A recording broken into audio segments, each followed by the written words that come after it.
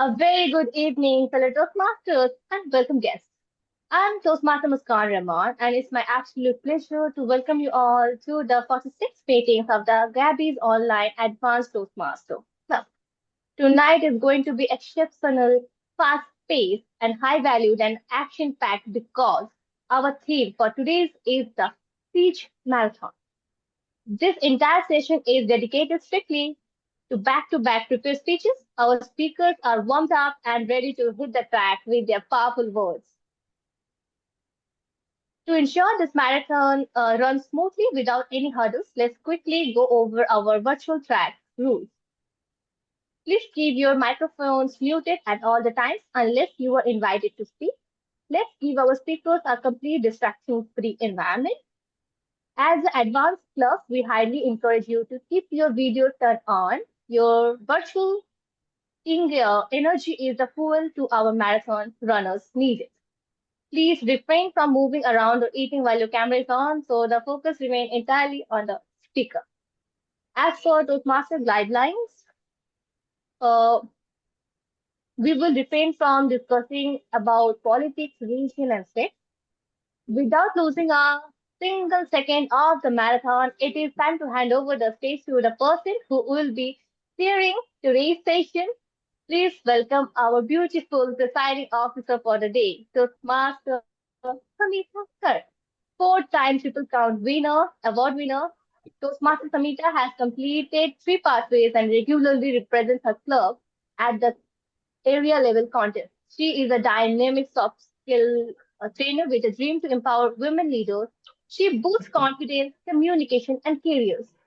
An avid storyteller, passionate traveler, her suitcase is full of stories from bathing elephants in Sri Lanka to exploring the ruins of Milan. Please welcome Samita Kar. The virtual stage is all yours, ma'am.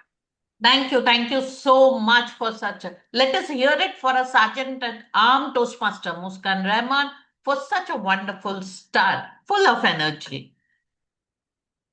Today, a special meeting, a speech marathon, where we will hear those speeches one after the other. And the best part is the evaluation after that. Here in the Gabby's Online Advanced Toastmasters Club, we believe in evaluation to improve ourselves. So, first, although our TMOD had insisted that we should rename, if someone who has not renamed, please rename yourself if you are a guest to the club, if you are a visiting Toastmaster. I have the privilege of welcoming our newest Toastmaster to our club, Dr. Smita Gupta, who she's a research fellow at IIT Delhi, and she brings with her depth of academic knowledge, research, and the mindset of continuous learning. She was a part of another Toastmasters club and is now returning to the Gabbies. We welcome her.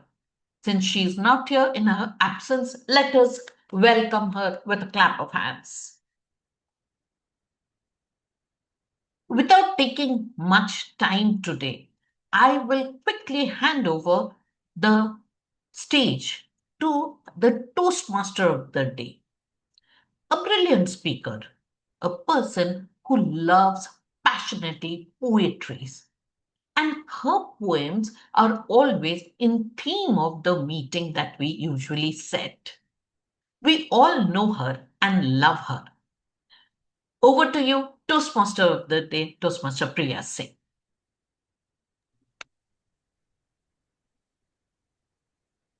Thank you very much, Madam Presiding Officer, for that warm, loving introduction. Welcome, one and all, to the speech marathon of the Gabby's Online Advanced Toastmasters Club, meeting number 46. We are going to witness wonderful 10 amazing speeches which have been prepared by our amazing speakers with intent and purpose. To help me in this entire speech marathon is a very important person who is the timer for today. that is Toastmaster Jay Parikh. Toastmaster Jay Parikh is a second-year student at VIT Vellore with a strong passion for artificial intelligence and machine learning. He believes in learning by doing. A very creative person, he channels his creativity by thriving in an environment of hackathons to build impactful solutions to benefit people around him. I would request Toastmaster Jay Parikh to highlight the timer rules, please. Over to Thank you you. so much, Madam Toastmasters. As the timer for today, my role is to ensure every speaker and every segment stays within the allotted time, helps us maintain structure, discipline, and smooth flow throughout the meeting. Let's quickly get through the rules. Today, since every speech has time between 5 to 7 minutes, I'll show the green card at 5 minutes, the yellow card at 6 minutes, and the red card at 7 minutes. 30 seconds grace time will be given both on the lower and the upper ends. For the evaluators, the time is between 2 to 3 minutes. 2 minutes green card, yellow card at 2 minutes 30 seconds, and the red card at 3 minutes. Grace time of 30 seconds will be given on the higher end. Thank you so much. Back to you, Madam Toastmaster. Thank you, our timer, Toastmaster Jay Parikh, for that crisp explanation of the timer rules. Just for the benefit of the guests who have joined us, in the speech marathon, we have two segments, namely the prepared speeches, and this will be followed by the evaluation segment. We will begin without any further delay with the prepared speech segment. And for that, I invite the first speaker of the speech marathon, Toastmaster Muskan Rahman. Toastmaster Muskan Rahman is a freshly graduated BCA student who enjoys exploring creativity and communication. She has also worked in the Tollywood industry and loves dancing and modeling. And she is the Sergeant at Arms of the Gabby's online Advanced Toastmasters Club. Muskan Rahman will be evaluated by distinguished Toastmaster Sourav Dutta. We already have his presence confirmed in the meeting. Toastmaster Muskan Rahman is attempting her level 1 project number 1 in the dynamic leadership pathway. The project name is Introduction to Vocal Variety and Body Language. Timer, please note the speech duration is 5 to 7 minutes.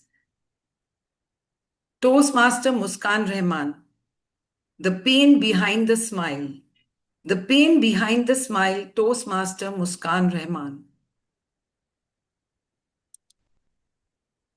So, everyone, before I start my speech, I really want to ask a question to everyone. Please give a thumbs up to know that everyone is here and listening to me.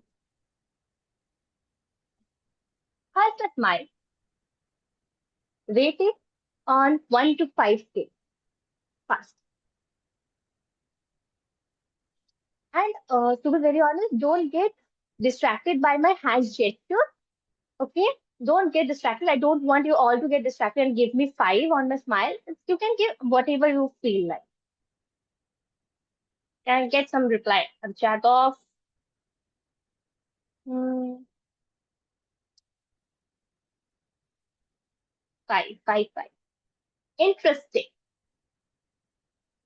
Because if you have met me in class 10, the thing would be different. You wouldn't have given me 5. So, one day I'm in a relative house. Me and my in-laws, obviously. And I am watching my favorite television, Doraemon. And I'm playing with the paperweight, like this. And suddenly, fun. Ouch! The paperweight hits my teeth. But I didn't care because I was just in class 6. Who cares in the small matters? Not my thing. Then I came back from the relatives like that. When my mom opened the door to welcome me, she like, what happened to you? She was almost about to cry. I was like, Mom, again? Over dramatic? What happened? No hero died in any social like a television or a big boss. Huh. Then I casually just went to my mirror in the present in my room and I watched myself. Uh, that's not me. I saw my face solid, completely solid. Like when a Shinchan got bitten by a bee, just like that. Then I smiled and I saw my teeth is broken diagonally. Yes, stylish way though. I recall that when does this happen? Then I remember, okay, the paperweight it was. That's fine. I didn't care much. Then I went to school next day. I got bullied a little, just a little. Maybe if that was today, I felt little anxious about that, but that was like very old thing. So I was small and I didn't care much. Then I saw one of my friends who is used to be my best friend. He also got the same diagonal tip. Different accident, but same style. Then I felt a little calm because when your friend feel the same suffering, our suffering gets a little less. After that, I just was calm and I went back home. I slept at night and guess what? I wonder about what if tomorrow also they believe me. Then I ignored it again. What do you think? I was gonna think that, overthink that? No, that's not me. After some days passed, some year passed, then I was finally in class 10. The consciousness, the insecurities are growing day by day on me, side moves. Then I eventually came to 11, then 12. When I'm giving my 12th board exam, I eventually realized that I am going to be in college next year. This broken tree gonna capture more attention than my personality, which is not yet built that time. Anyway, so I got really anxious about that. Then I came home from the board exam. I was thinking about it, overthinking about it. I slept at night. Like, whatever will happen, happen, yeah. Like, I dreamt that I'm walking inside my college and everyone surrounding me and laughing. Look at the seat. Even the one who are not even interested on me, not even like to who is he, ignore. They are also looking at me like, what was this creature, bro? What the teeth look like? Uh-uh. The dream broke at 7 a.m. midnight. The anxiousness, I just booked a dental appointment quickly, take a relief breath, and sleep again. I wake up in morning, the appointment day, and I realized that the night enthusiasm of taking the dental appointment and getting up this morning for that is not my thing. Then what I did that everyone can think of whenever we get a problem. I YouTube it. How to fix a broken tooth at home. Remedy. Home DIY. As if I can fix it with a glue. It's not possible basically. So I saw a YouTube video. There a dentist was uh, were making an injection, preparing an injection this much big for gums. I mean, for hands, it's fine. For legs, it's still fine. But for gums? Okay. Anyway, from that anxiousness, I still go to the appointment. I took that injection and I felt like again my face swelling up again. Not literally, but I felt that. Then after some days, he said that it will take 6 to 7 steps and days to fix that broken teeth into a cap, which will look good eventually. So I went that I had go through a little more suffering, like from drilling, from that fixing that tooth.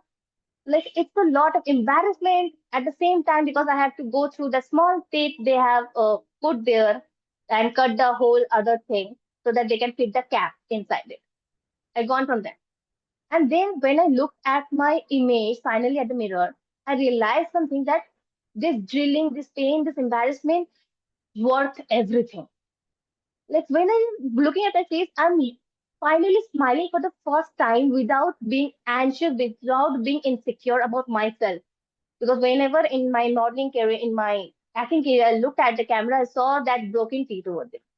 Not the smartness, not the confidence, not the script, how the smoothly it flows, the broken teeth. That day I realized most of us don't take the chance because of the pain, the temporary pain we have to face. So that's why we don't take the chance to be ourselves and took the chance to be a better version of ourselves. So I would like to say everyone, please take that temporary pain for that permanent happiness and confidence. Thank you. Over to you, Toastmaster of the Day. Thank you, Toastmaster Muskan, for that wonderful, humorous, and at the same time, a very purposeful message. Thank you very much for a wonderful speech. We move on to our second speaker, Toastmaster Devishree. Toastmaster Devishree will be evaluated by Toastmaster Mamta Jain. Please confirm your presence, Toastmaster Mamta. Yes, I am here. Thank you. Toastmaster Devishree is a software engineer who enjoys solving problems and continuously sharpening her technical skills.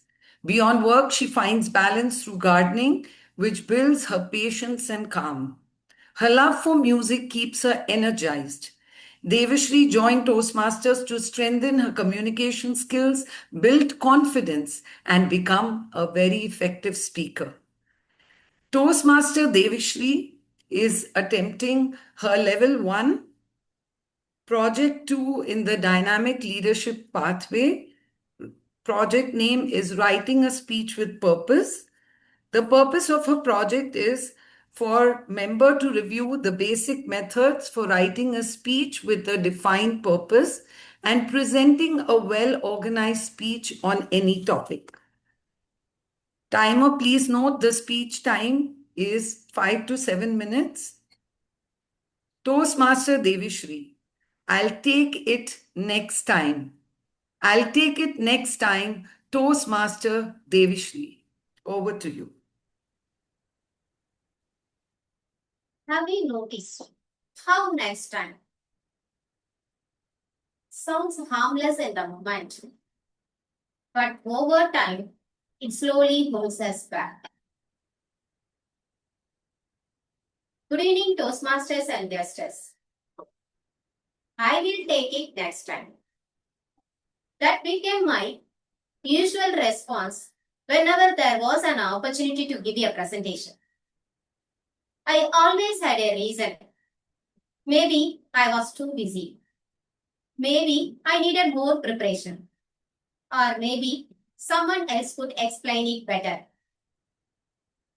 And honestly, the moment the presentation moves to someone else, I felt relief. No pressure, no tension. But that relief was a trap. Because at the back of my mind, one quite persistent thought always remained. Devishree, you are missing opportunities for growth. The irony was, most of those presentations were about my own work. The features I developed, the tasks I handled, and the problems I solved. In many cases, I knew the topic inside out. But standing in front of people felt uncomfortable because my mind was filled with questions. What if I make mistakes? What if I forget something? What if they ask a question I don't know the answer to?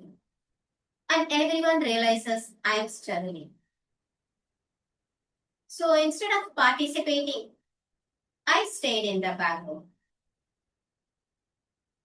Over time, I started noticing something. The people who regularly present their work become more visible. They build stronger communication skills. Their contributions become more noticeable. And new opportunities naturally came their way. I remember working on a project where we introduced a new technology called Kafka to improve part of the existing system. It was one of those projects that constantly kept me on my toes. Every small change had to be handled carefully because even a minor change could affect the existing system. There were long hours of learning, testing, fixing issues, and reworking solutions until everything finally started falling into place. I broke the code. I fixed the code. I owned the solution. And then the time came to present. Once again, I took a backseat. I was the engine room of the ship, doing all the hard work downstairs, while someone else was on the deck, steering and taking the applause. But this time, reality hit home.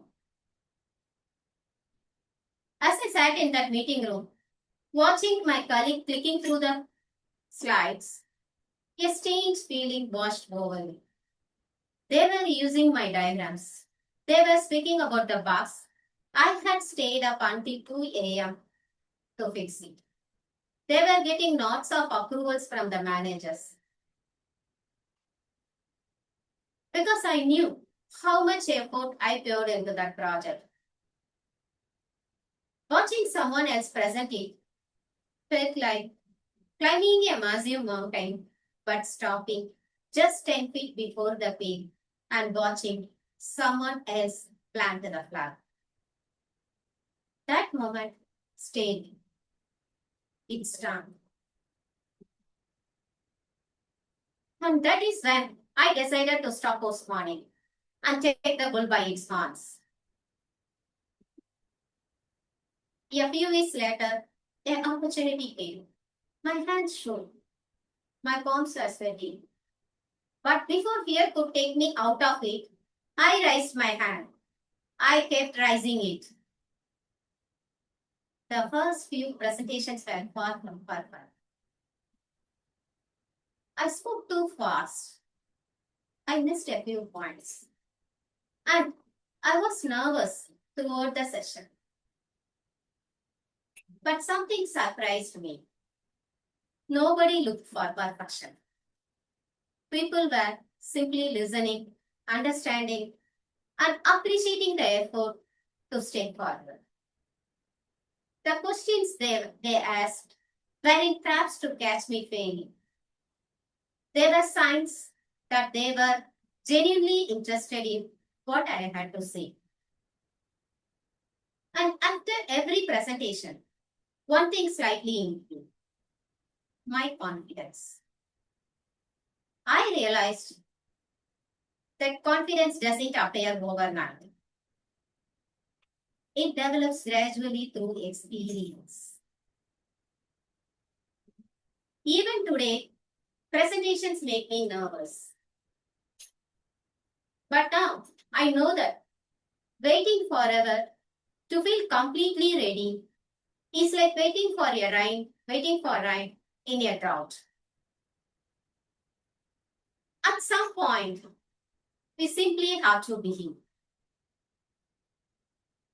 Because growth begins the moment we stop saying, I will take it next time. Thank you. Over to you. Thank you, Toastmaster Devishree, for that heartfelt speech, so inspiring and so heartwarming. Thank you for a wonderful speech. We'll move on to our speaker number 3, Toastmaster Madhav Rakesh. Toastmaster Madhav Rakesh will be evaluated by Toastmaster Sagar Duggal. Thank you for confirming your presence. Toastmaster Madhav Rakesh is fresh out of school and just beginning his college journey. Very energetic and youngest member of the Gabby's family. Already making his presence felt with enthusiasm and intent. He has chosen to pursue biotechnology, always willing to learn and grow. Toastmaster Madhav Rakesh is attempting his project number 3, level 1 in Pathway Dynamic Leadership. Project is Introduction to Vocal Variety and Body Language.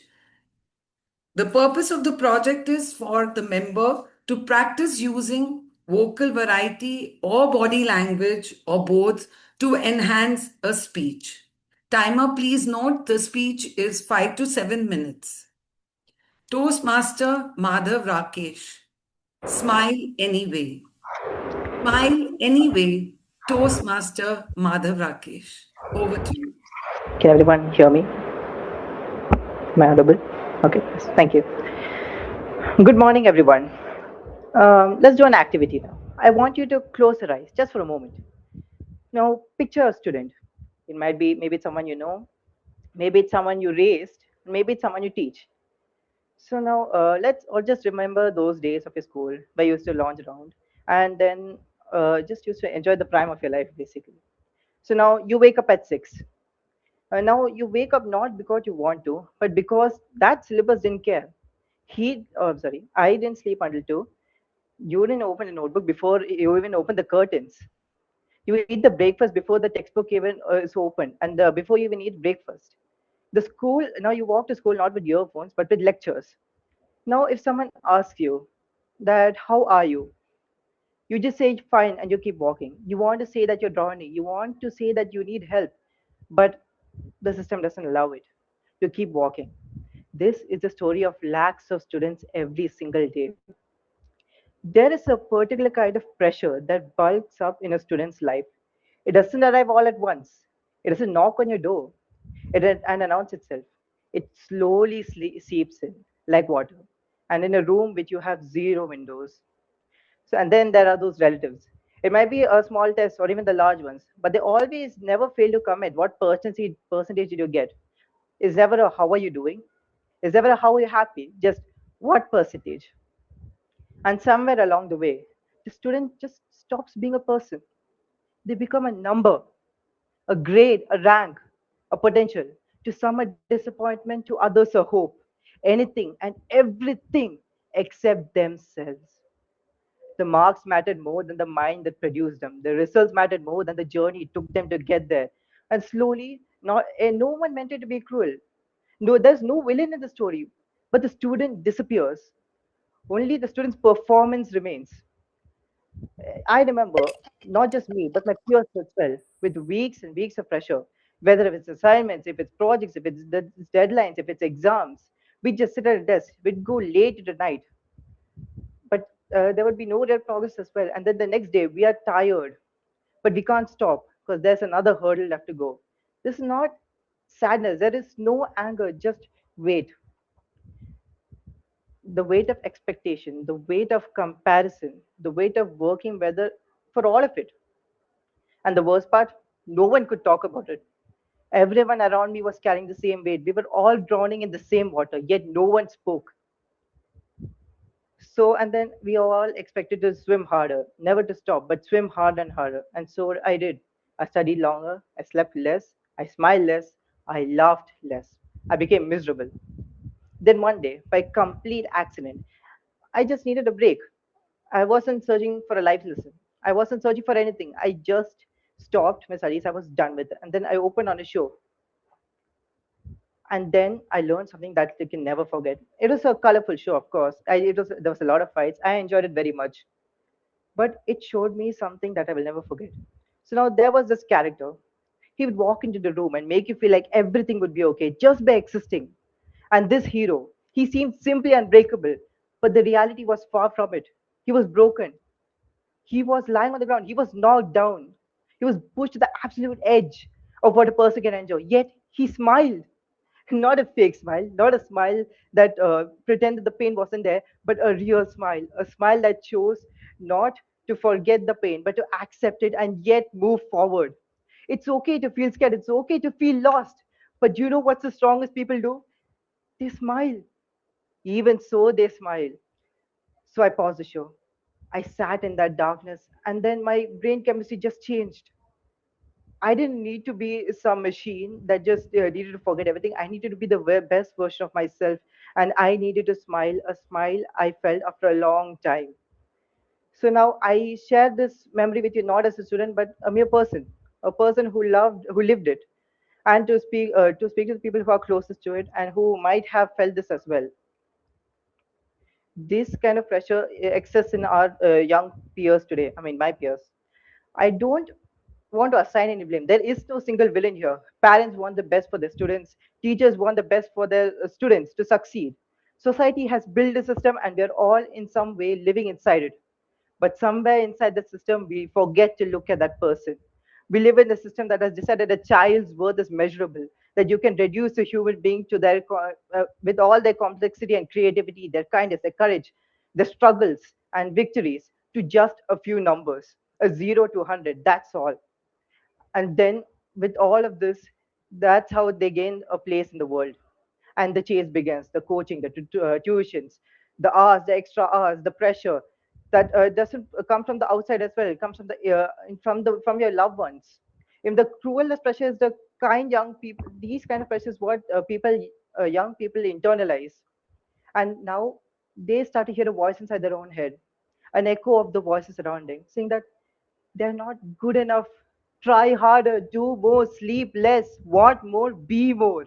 And nobody stops to ask who you are. I mean, how are you? Not your marks, not your rank, not your future plan, just how are you? When did we forget the person behind the performance? I'm not here to tell that the grain doesn't matter. I'm not naive enough to tell that it isn't necessary. It is necessary, and hard work does reward results. But I'm here to tell you this: people who is broken cannot perform, and the mind that is exhausted cannot create. A young person who has forgotten to smile cannot give a world they were meant to create. We are losing young people, not to failure, but to this relentless grind, suffocating pursuits of success at any costs. We are producing billions on paper, but a hollow shell on the outside. Creativity is dying. And there are adults in their lives as well, the parents, the mentors, the teachers, the community we have, both have the power and the responsibility to change that. I went back to the lesson, that simple animated show, not a person, a show. And I started to apply it, not because life got easier, it did not. Not because the pressure disappeared, it didn't.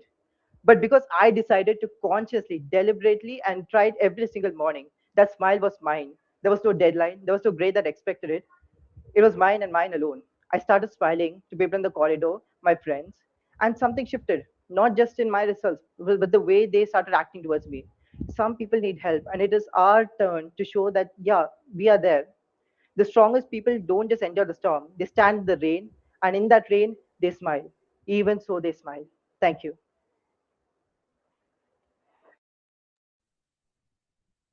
Thank you, Toastmaster Madhav, for a very thought-provoking speech and definitely very relevant in the present times. We must remember to keep smiling anyway, despite of all the problems that we face in our lives. Thank you so much. We move now to our fourth speaker of today's speech marathon, Toastmaster Sunil Gupta. Toastmaster Sunil Gupta will be evaluated by Toastmaster Sanjay Jain. Toastmaster Sanjay Jain, please confirm your presence. Toastmaster Sanjay Jain. Yeah, I'm available. Yeah. Thank you so much. Thank you so much. Toastmaster Sunil Gupta is very enthusiastic about learning new things. He has an ardent passion for playing cricket and speaking English. A strong believer in simplicity, integrity, and hard work, he joined Toastmasters to develop English speaking and communication skills. He prefers to build good, strong relationships to enhance his human assets. Toastmaster Sunil Gupta is attempting his project number 4, level 1 in engaging humor pathway, project name evaluation and feedback. This is his second speech. The purpose of the speech is for the member to apply the feedback given in the speech and deliver the speech again. Toastmaster Sunil Gupta, disqualified, but why? Disqualified, but why? Toastmaster Sunil Gupta. The Toastmasters manual says, until you apply what you learn in Toastmasters to the outside world, you won't get the most out of your Toastmaster journey. Doesn't it sound like your partner gifting you a new outfit and compelling you to wear to a party? Babu, wear this white shirt. You will look handsome. Handsome? Oh, batase mein cheetah. An aunt in a sugar drop. Reading the quote in almost every project, I started feeling as if I was in a breach of contract. I was cheating on Toastmasters. So I decided to take Toastmasters to the real world. If charity can begin at home, why not Toastmasters? Good evening, distinguished Toastmasters, fellow Toastmasters, and dear guests. Last Saturday evening, when I was ready for a wedding, I heard a very familiar, dissonant voice. Get ready quickly, I'll be ready in 5 to 7 minutes. 5 to 7 minutes? The words provoked the Toastmaster in me. I saw her as a speaker and became the time of the evening. To a man already wearing his shoes, even 5 minutes is a long time to pass. So I practiced my dance moves for the wedding.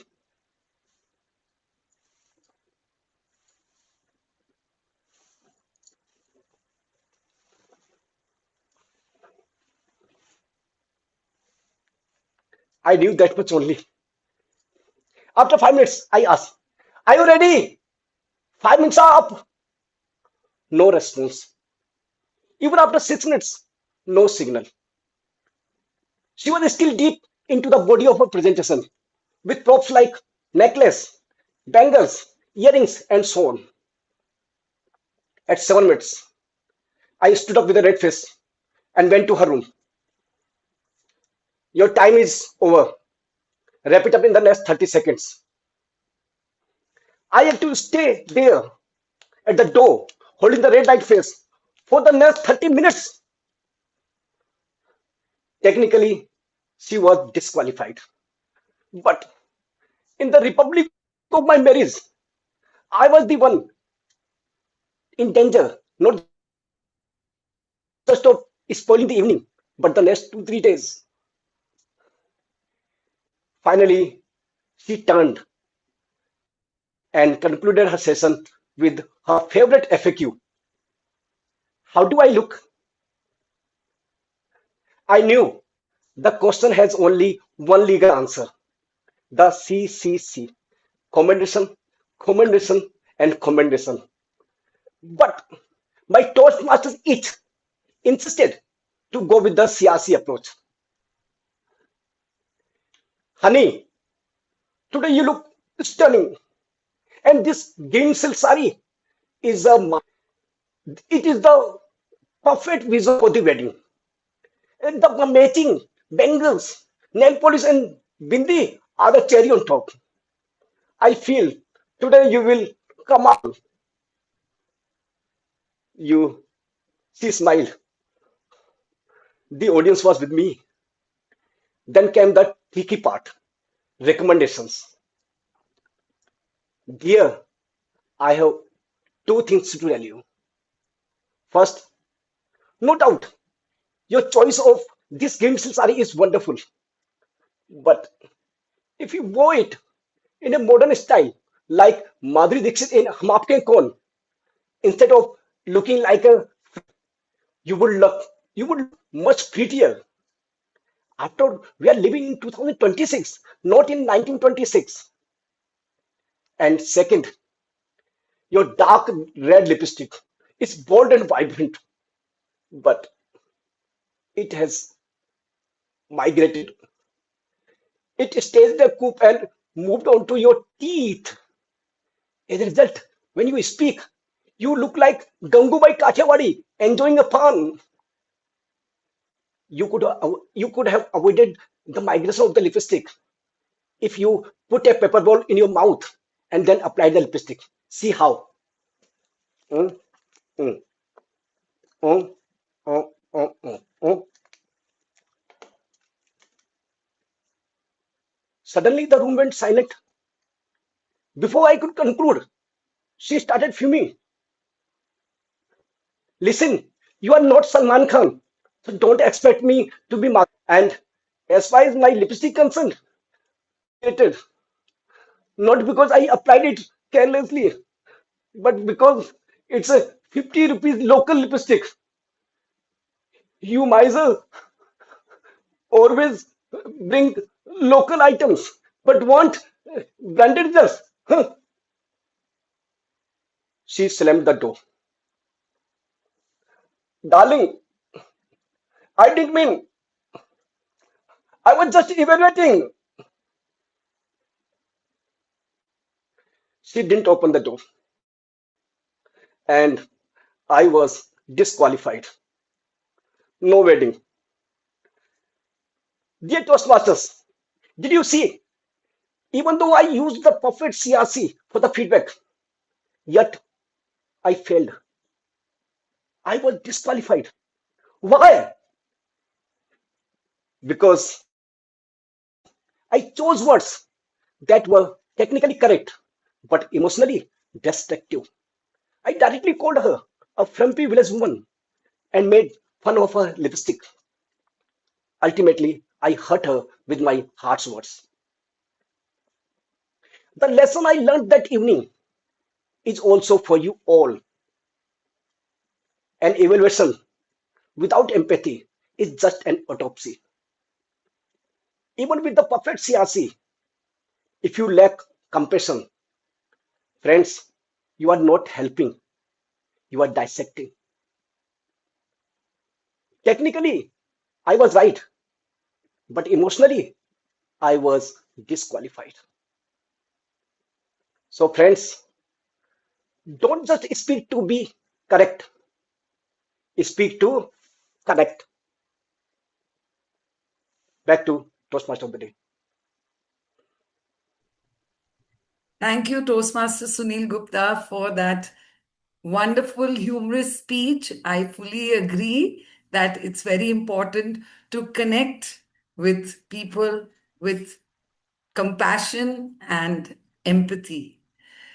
Thank you very much for a wonderful speech. And we move further with speaker number 5, Toastmaster Rahul Swami. Toastmaster Rahul Swami will be evaluated by Toastmaster Archana Prajapati. I see her in the room. Thank you very much for confirming your presence. Rahul Swami is a fitness enthusiast and a marketing analyst at Sanofi, Hyderabad, with over 4 years of work experience.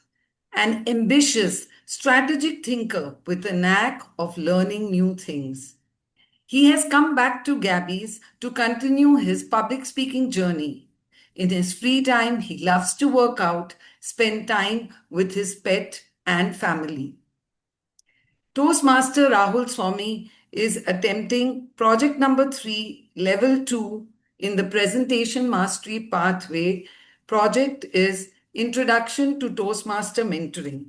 The purpose of this project is for member to clearly define how Toastmasters envisions mentoring and to share some aspect of a previous experience as a prodigy.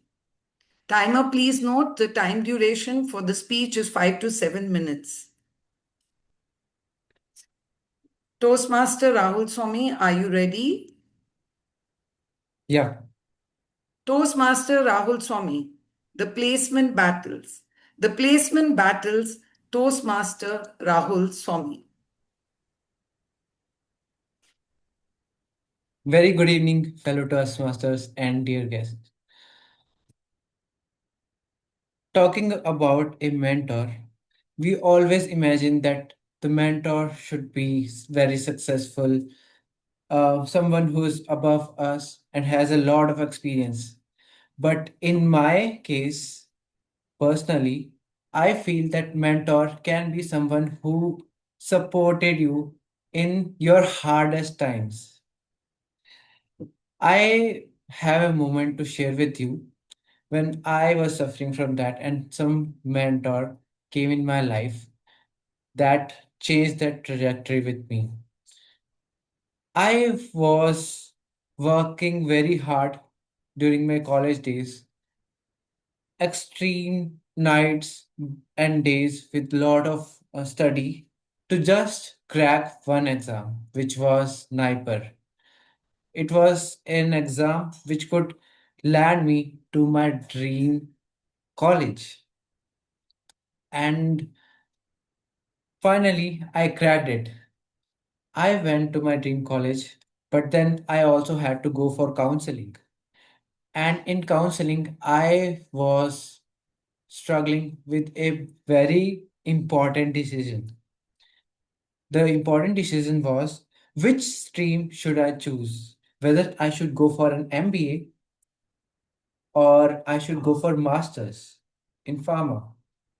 And there was one more guy who was one of my friend uh, who used to come to the same tuition, and I asked him after a small talk that what field are you going to choose?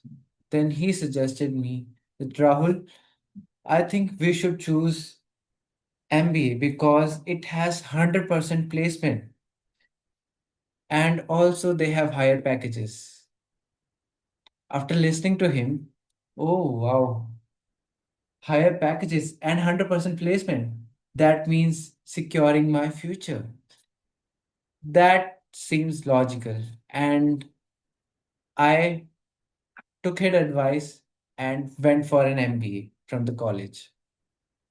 But little did I know that it was a cutthroat competition to get a placement in a good company.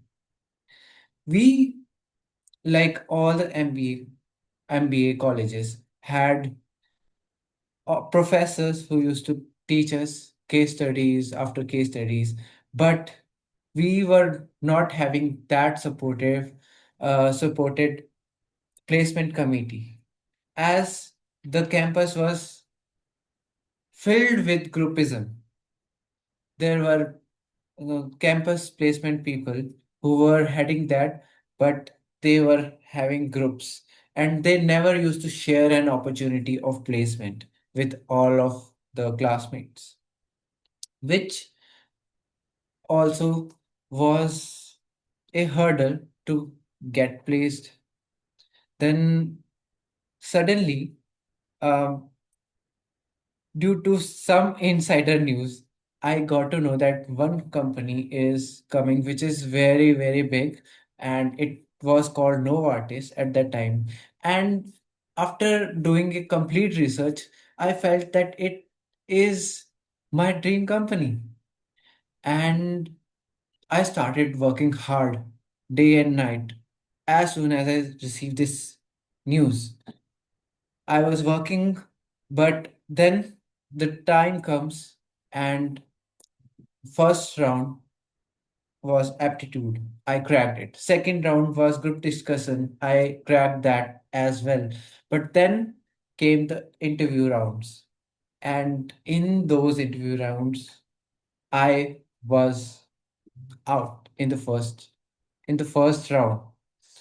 And as it was my first time to sit in interviews for a company, I was very disappointed. I was heartbroken and I was depressed for at least 2 weeks.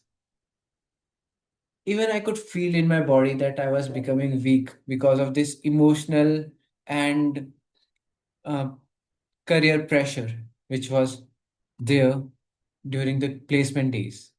But then one of my mentor, who was my senior at my bachelor's college, called me.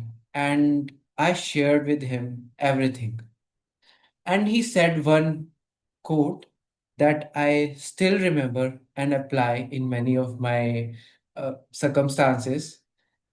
He also comforted me emotionally and told me that we have many opportunities. But the quote was in Punjabi. It was Baga no Bag Bathere. That means a tiger has many opportunities to kill. And with that, I understood that this is not the only company in the world. Next time, what happened was much better company came, and it was uh, this time I just wanted to crack this, and it was something which everyone wanted, and that was in for Bangalore. And I took the chance and sat for that company and finally cracked the interview. And I think a mentor is not just someone who just teaches you throughout the way what to do, but also he or she can support you in the your hardest times emotionally as well. That was one of the biggest lessons I learned from my campus battles. Back to you, Toastmaster today. Thank you. Thank you, Toastmaster Rahul Swami, for sharing such a heartfelt speech. And I definitely agree that a mentor is very important in our lives because they really guide us and sail us through some of the most challenging times in our life. Thank you so much. And we move ahead. Next up is our sixth speaker, Smruti Sagarika Mohanty. She will be evaluated by Toastmaster Samita Kar. I can see Toastmaster Samita Kar. Thank you for confirming your presence. Toastmaster Smruti is a certified soft skills trainer, mentorship specialist, training, content creator, and seasoned B2B enterprise sales professional with over a decade of experience. As an active Toastmaster, she has served in multiple club and district leadership roles, including that of a club mentor, club coach, distinguished area director. She is the immediate past president of the Gabby's online advanced Toastmasters Club.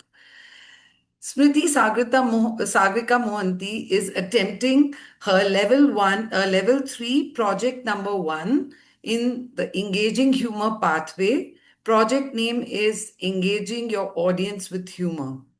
Timer, please note the time duration is 5 to 7 minutes. Toastmaster Smriti, not my department. Not my department, Toastmaster Smriti.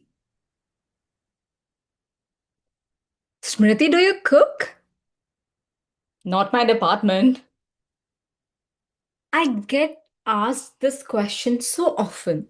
I am considering adding it to my LinkedIn bio. Trust me when I say this. I have the answer. Not my department. But I am not going to justify the same to you yet. Because first, you have to meet someone. Not someone. You have to meet a family. Hello, everybody. I am Smriti, a sales professional. I read room, handle objections, and close deals.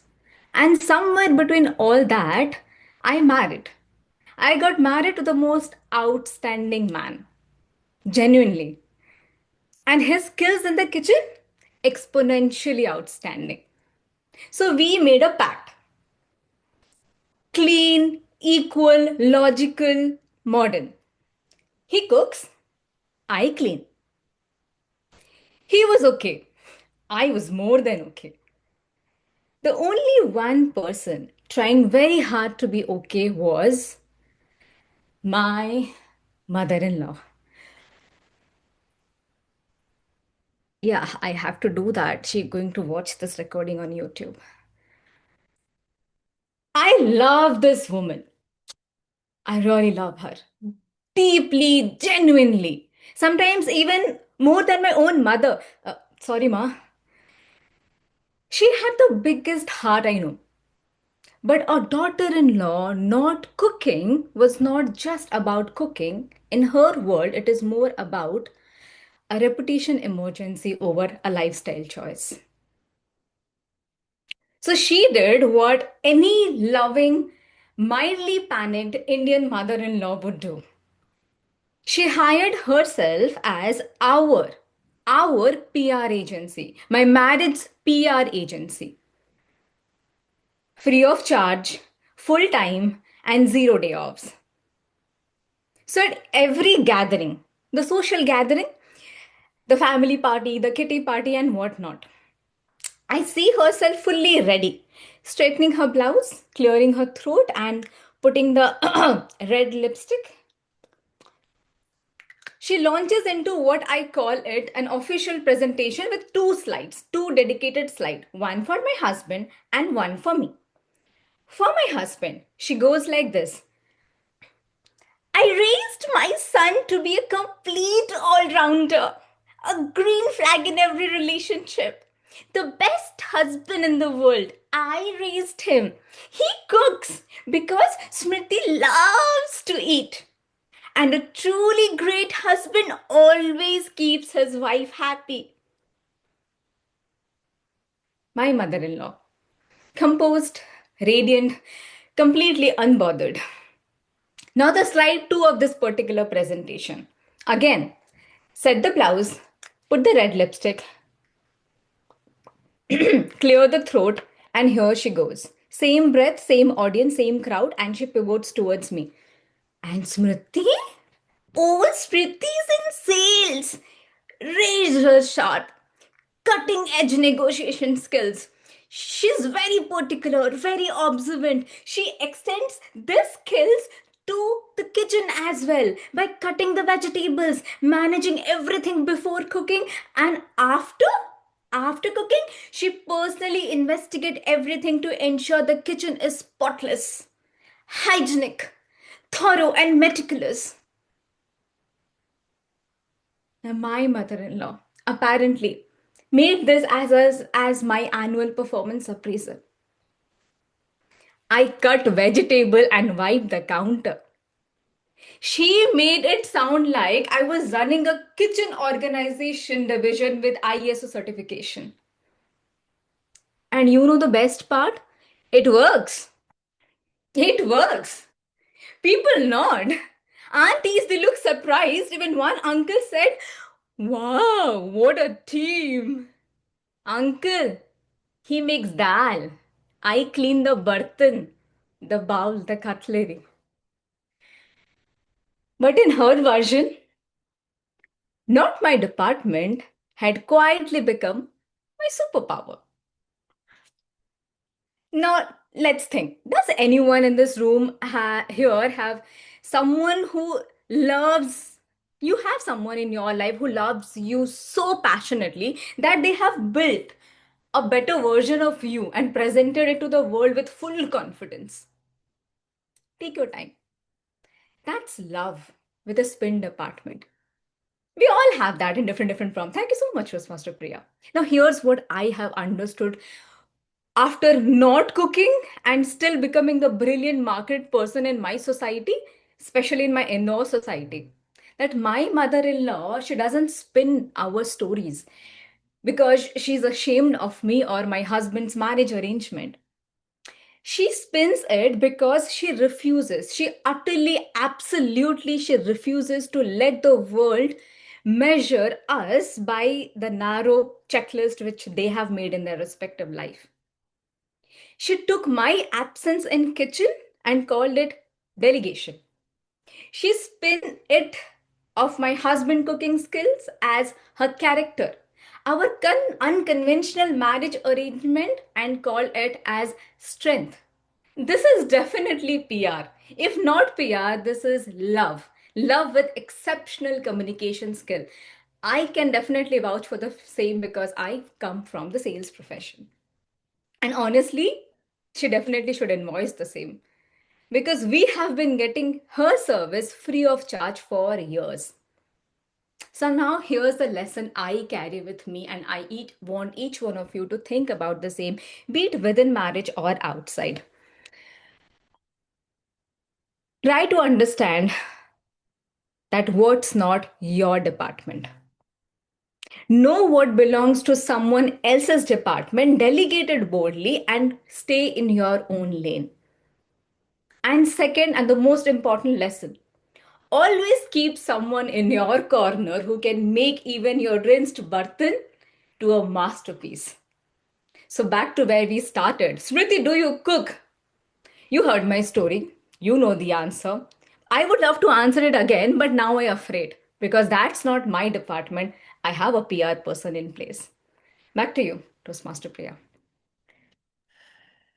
Thank you so much, Smriti, for such a humorous, engaging speech with a purpose and a message which resonated so well. Thank you so much. We move on with our next prepared speaker, Toastmaster Ankur Vishwakarma. Toastmaster Ankur Vishwakarma will be evaluated by Toastmaster Bindu Joseph. Toastmaster Bindu, are you present? Can you confirm? Yes, Toastmaster Priya, I'm here. Thank you so much. Toastmaster Ankur is an entrepreneur and computer science engineer who seamlessly blends technology with business. While he thrives at the intersection of innovation and enterprise, his true calling lies in animal welfare.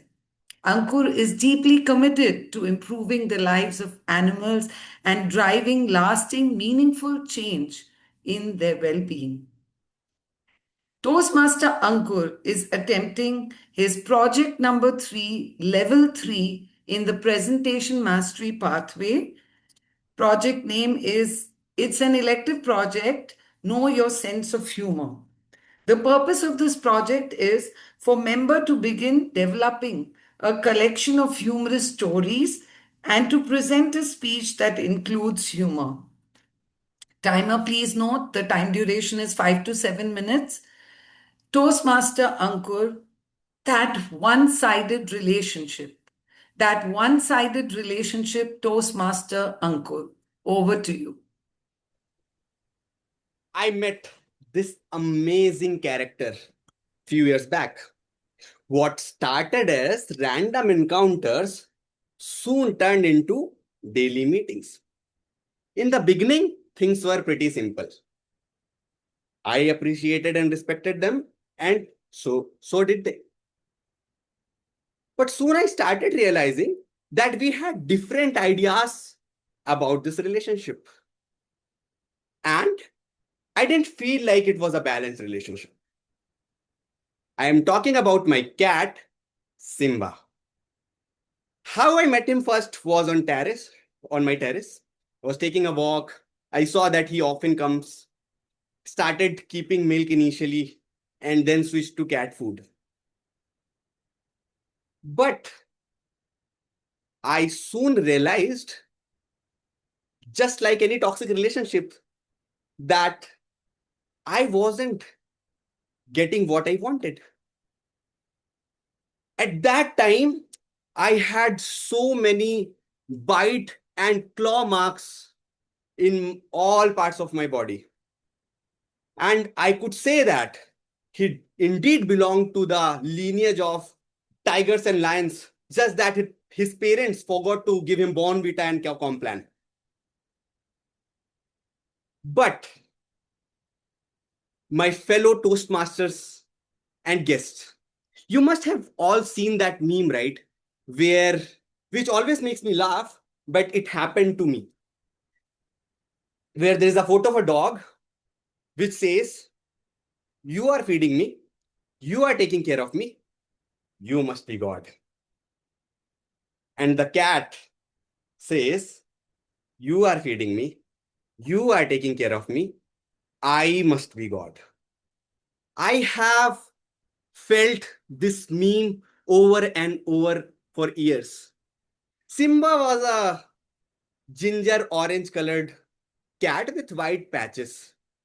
And everybody warned me about orange cats. But when you are new to the relationship, no, this one is different. I want to ask you all one thing, that if you trust somebody, you expect the trust back, right? I trusted him and he broke my trust one bite, one nail at a time.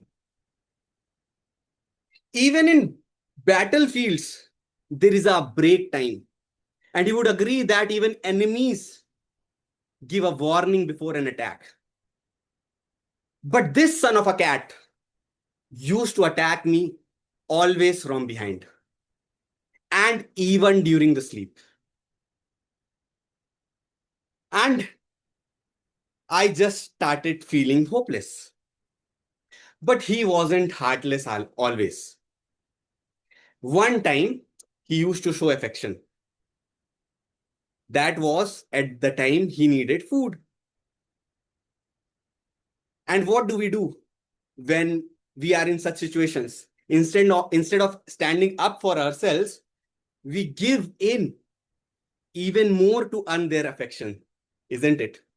So, me, being a pure vegetarian, started feeding him a buffet of cat foods. I fed him everything from chicken flavored tuna, salmon, and mackerel. I don't even know what they are. But soon he started taking advantage of this. He came alone in the beginning, one innocent orange cat who needed food and shelter.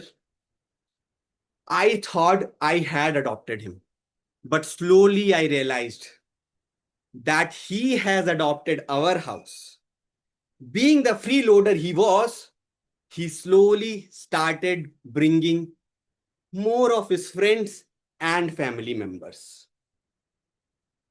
Even though Simba is not with us anymore, but we have been taking care of, I guess, 7, 8 generations of his. Clearly the benefits of relationship. And you would agree that he wasn't a pet. He was a visionary. He established a dynasty in our home. Maybe this was never a one-sided bond. Maybe this was a long-term business deal where I gave him food, shelter, and love. And he returned with scratches, emotional damage, and generations of lifetime membership for his family. But that is the beauty of relationships, isn't it? They are not always looking equal. They are not always returning the affection that we expect.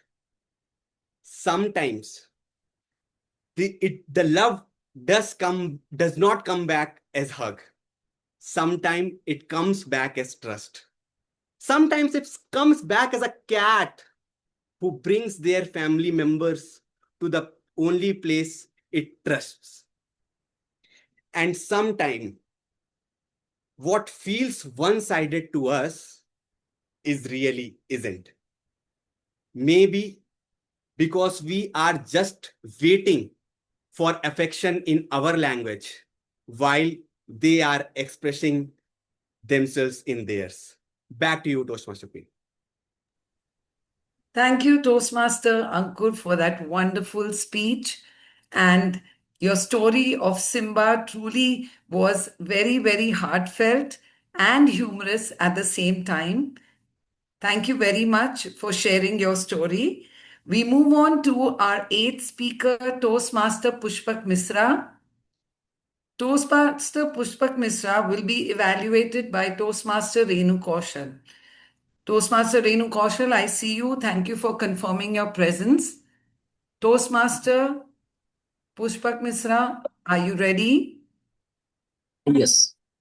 Toastmaster Pushpak Misra is attempting his project 3 in the level 3 of the Visionary Communication Pathway. Project name is Electives Communion. Timer, please note. The time duration for the speech is 5 to 7 minutes. Toastmaster Pushpak Misra, the control room. The control room, Toastmaster Pushpak Misra. Over to you. Hello, Toastmaster. Good evening. Whenever I tell people that I am a finance controller, I get the first reaction. Oh, you are doing a very serious job. And then conversation got end. Today, my mission is very simple. I will explain what actually I do in a very simple way that makes sense for everyone, even if you hate the numbers. And I promise I will not use any sort of accounting jargon, any sort of accounting equation. And you will see that finance is not about number. It's all about taking better decisions. When people hear finance, they think it's a very serious, boring, and complicated job. But finance is all about understanding where money comes from and where it goes. Let's forget corporate. Imagine your household budget. Money comes in the form of your salary, your business income, and it goes out in the form of expenses, say rent, EMI, school fees, grocery, etc. At the end of the month, what you ask, are we managing well? That basic process is finance. Now just imagine that this activity you are not doing for a family of 4%, but you are doing for a big corporate. That's where we charter accountant come into picture. Think of a finance controller as the financial guardian. A finance controller job is to ensure that numbers are correct and the company is not overspending. We are following the rules and leaders are making informed decisions. Let's say if the CEO is a driver, then finance controller is a dashboard. And without the dashboard, the driver can't driver just guess.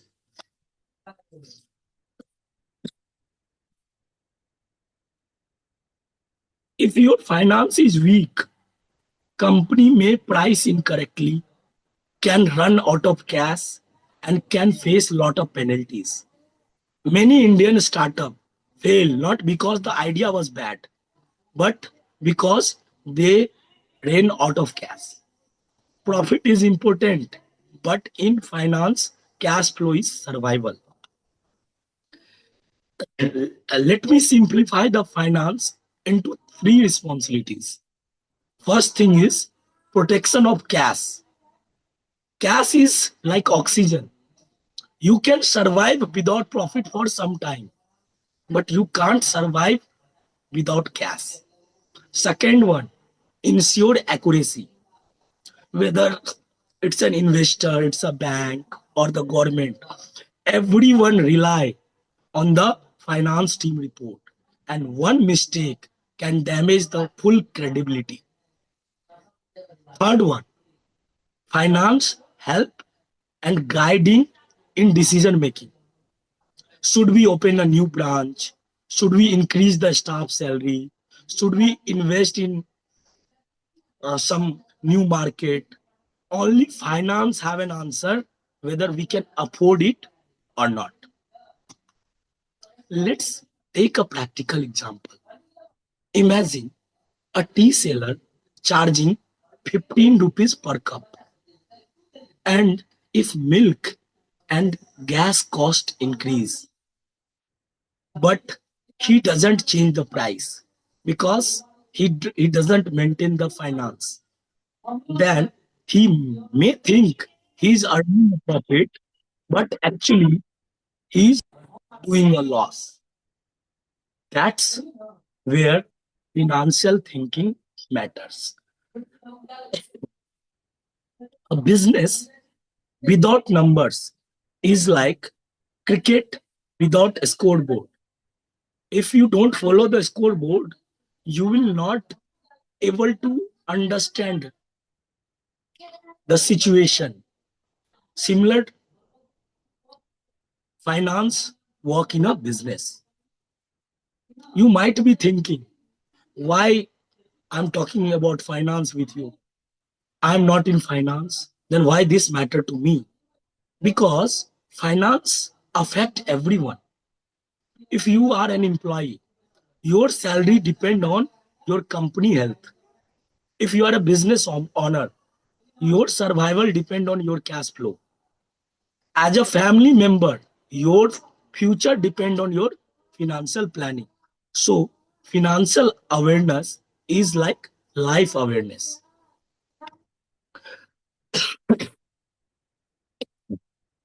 Let me leave you with very three simple lessons. First thing is track your money regular. Second, understand that cash flow matters more than just income. Big salary, it doesn't mean that you are financially secure. If you have a regular positive cash flow, then only you can go to secure your future. And the last one, do not fear about numbers. They are just stories writing in digits.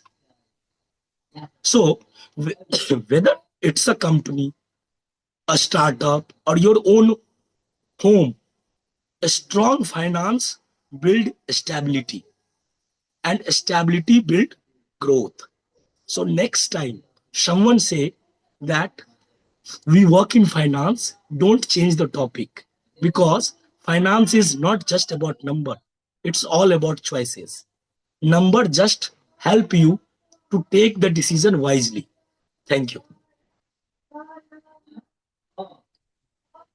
Thank you so much, Toastmaster Pushpak, for that informative, insightful speech and giving us a message to be more friends with the topic of finance. Thank you so much. We move on to our ninth speaker, Toastmaster Nancy Goel. Toastmaster Nancy Goel will be evaluated by Toastmaster Joanne Joseph. Toastmaster Joanne, can you confirm your presence, please? Yes, I'm here. Thank you so much.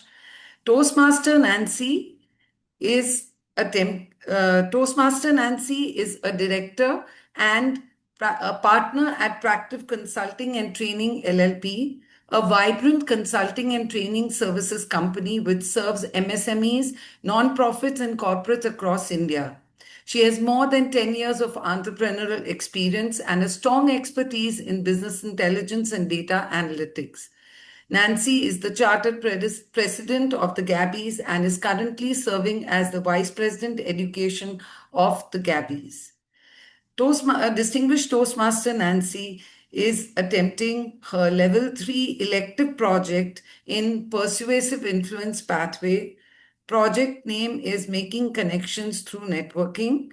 Purpose of this project is for member to develop and practice a personal strategy for building connections through networking.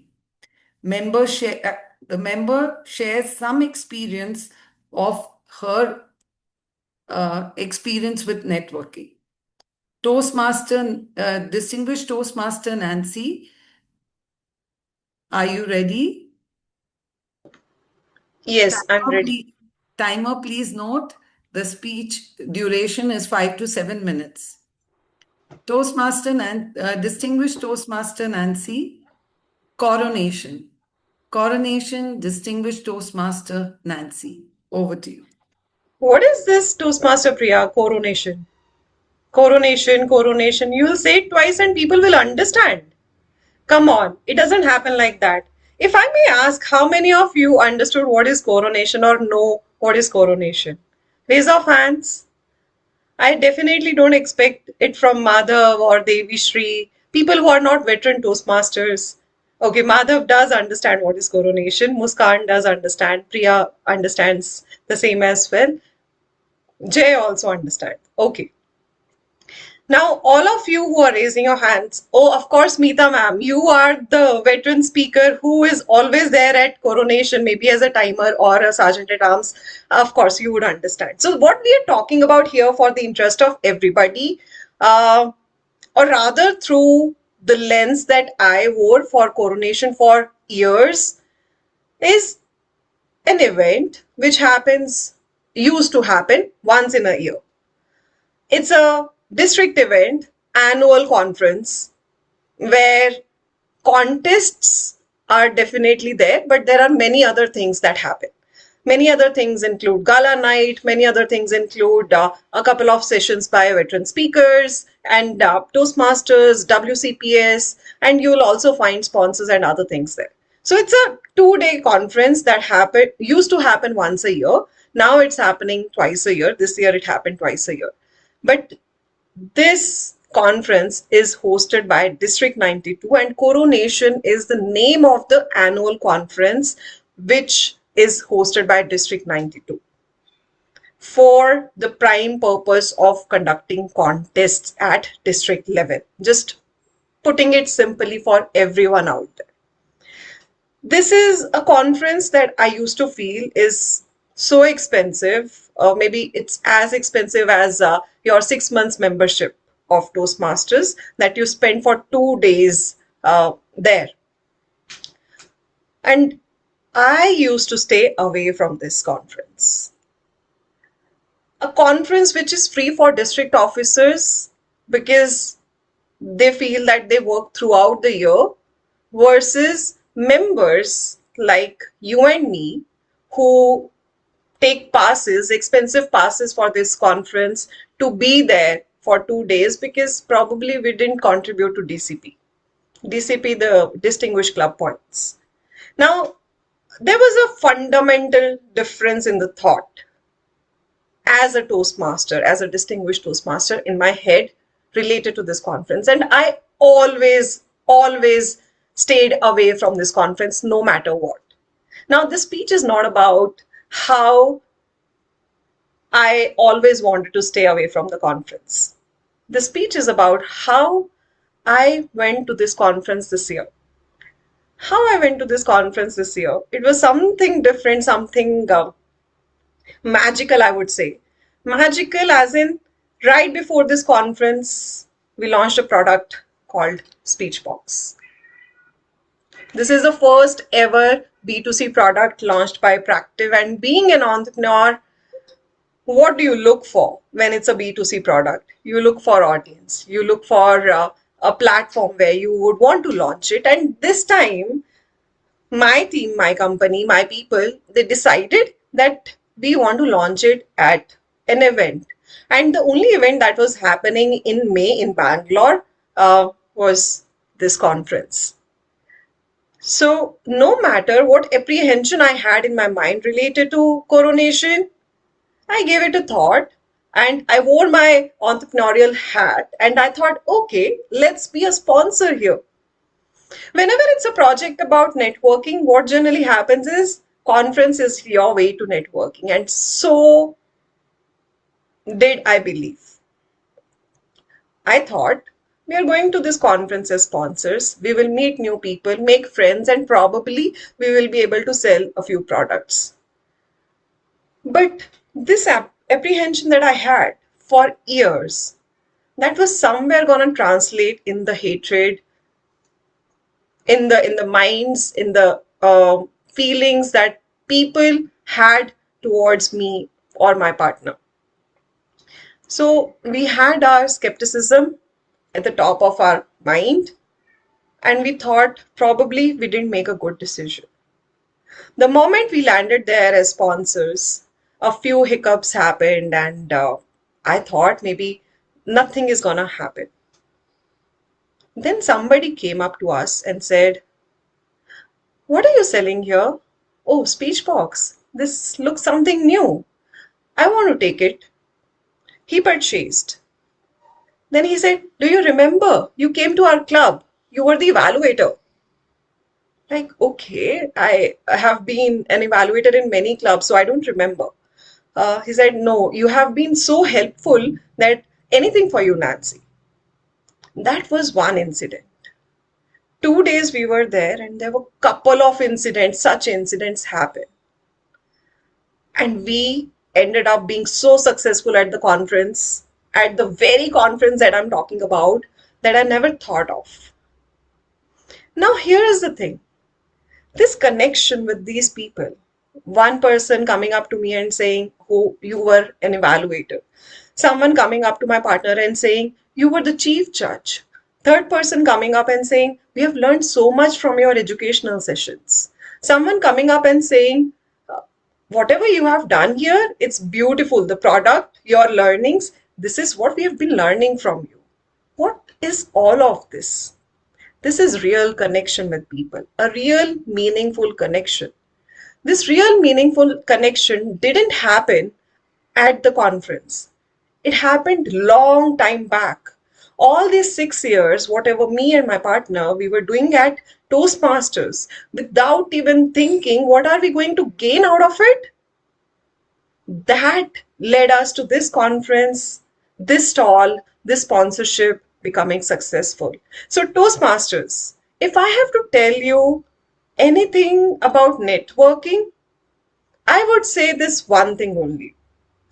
Networking is not about collecting cards. Networking is not about exchanging numbers or sending LinkedIn requests or going to a conference and speaking to 1,000 people and assuming that they are going to know you. Networking is about creating those meaningful connections by creating value for others without thinking, what are you going to get back from them? That is my lesson, and that is what made me successful today. Toastmaster of the Day. Thank you, distinguished Toastmaster Nancy, for a very purposeful and a very valuable message that you have shared on networking with us. I'm sure it's going to be with us and help us in our journey in making valuable connections, meaningful connections. With that, we move on to our last speaker of prepared speeches, Toastmaster Chitrangana Singh. Toastmaster Chitrangana Singh will be evaluated by Toastmaster Sachin Jaiswal. Thank you, Toastmaster Sachin, for confirming your presence. I see you there. Toastmaster Chitrangana Singh is an 11-year corporate champion, passionate traveler, dance enthusiast. She is now adding mom and impeccable communicator to her resume, mastering the juggling act, the ultimate juggling act. Toastmaster Chitrangana is attempting her Project 3, Level 3 in the Pathway Team Collaboration. Project is an elective project on researching and parenting. Timer, please note, her speech is for 5 to 7 minutes. Toastmaster Chitrangana, the economics of a rainy day. The economics of a rainy day, Toastmaster Chitrangana. Over to you. It's 7 p.m. on 26th May. Bangalore is drowning, right? The sky was so opened up as if someone forgot to close a tap upstairs. You are outside your office, phone in your hand, opening up your favorite ride booking app. And there, a number which makes your soul leave your body. 3.5x search. You feel it, right? That hot flash of betrayal. These morons are profiteering of my misery. You curse the app, you curse the company, you curse free markets. Screw you. But what if I tell you, this surged price is not really a villain in this story. It's actually an avenger in disguise. My dear fellow Toastmasters, for the next 4 minutes, let me take you into a cinematic universe where there is a city to protect, a villain to fear, and an avenger who is pulling this villain down with his weapons. Our city is a marketplace of rides. On any normal Tuesday, it is at peace. The passengers request a ride. Drivers say aye. Fares prevail. The economists call this peace a market equilibrium. Your demand meets supply. There is no excess, there is no shortage.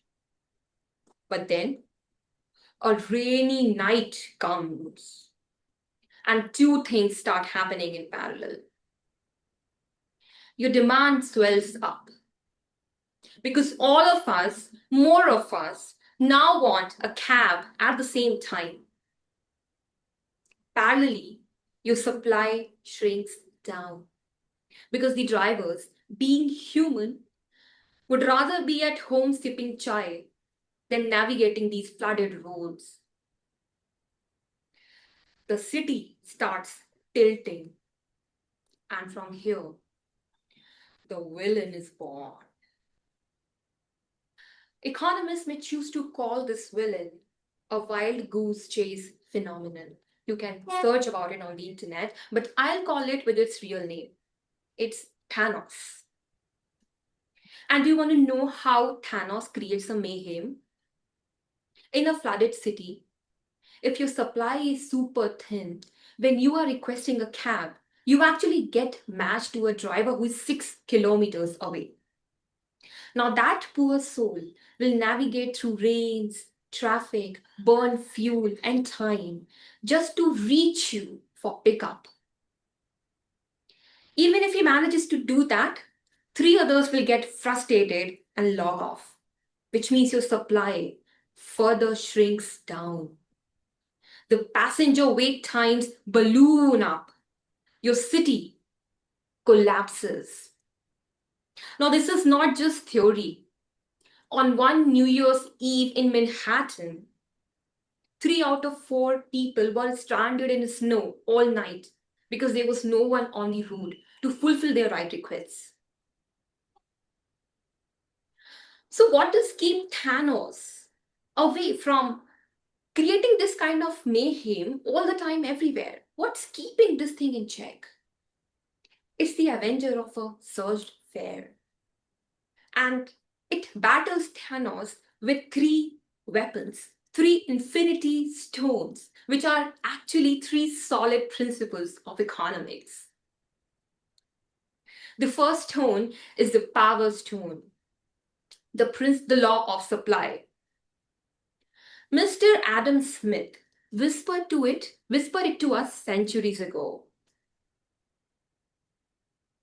It is not from the benevolence of the butcher that we must expect our dinner, but from his own pursuit of his interests. Yes, everybody is drawn by incentives. When your fares are higher, more drivers, lured by higher earnings, leave their cozy homes and assemble on the roads. This was researched and proven for an Ariana Grande concert. When the fares were increased, your driver supply in that area doubled up. The second stone is the mind stone, the principle of price elasticity of demand. When fares are higher, some of us who have options like a metro nearby, a friend with a car, or simply an umbrella and solid legs and a home which is not just far, quietly step aside from the market. Here the market kind of self-sorts itself. But the ones who truly need a ride will still get one. The third stone is the stone of reality, the principle of scarcity.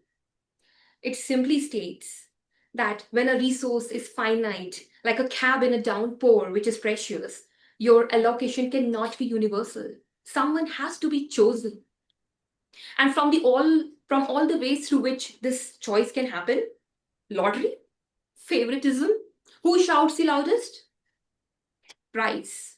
Price is the one which is most fair, transparent, and democratic. So these three stones coming together are fighting up against Thanos all the time. Your demand is cooling down. Your supply warms up. Your market equilibrium is reset, although at a slightly higher price point, but it's functioning. Your city is saved. So, my dear fellow Toastmasters, the next time you open up an app and see a 3.5 to 4x price, take a deep breath. Just remember, somewhere a teeny tiny algorithm is wielding these three infinity stones to ensure that someone in need is definitely getting a safe pack right home. Thank you. Thank you, Toastmaster Chitrangana, for that well-rehearsed, well-researched speech on the issue with cabs in Bangalore on a rainy day. I'll surely keep it in mind the next time I find it to be a rainy day in Bangalore. With that, we come to the end of the prepared speech segment. Thank you very much for a wonderful session of prepared speeches. Thank you to all the speakers. In the interest of time, we have slightly overshooted. We would not take a break and straight away jump into the evaluation segment. Our first evaluator for today's speech marathon is Distinguished Toastmaster Sourav Dutta. Distinguished Toastmaster Sourav Dutta is evaluating this Toastmaster Muskan Sharma, a two-time Distinguished Toastmaster who has completed Muskan Rahman. Muskan Rahman. Distinguished Toastmaster Sourav Dutta is a two-time Distinguished Toastmaster who has completed all 11 pathways. With over 20 years of experience of leadership at HP, Target, and JCPenney, he is a seasoned expert in analytics, strategy, and marketing, a social entrepreneur who co-founded Practive in 2020 to support students, MSMEs, nonprofits, and women entrepreneurs. A proud father, lifelong learner, he is passionate about empowering others through learning and leadership. Over to you, Distinguished Toastmaster Sourav Dutta. What is the biggest problem that we need to address as speakers when we are writing a speech? Any thoughts? What's the first question that comes to our mind? What do we speak on? What's the speech topic? And if you go back and reflect, you will see that almost 80% of your time goes in deciding what to speak on, and the rest 20% is drafting the speech, crafting the speech, and getting there, delivering the speech. Am I right or am I right? So today we learned a very important lesson, and that is a speech is everywhere, even inside your mouth. Whoever so thought that your teeth can be a speech or a subject of a speech?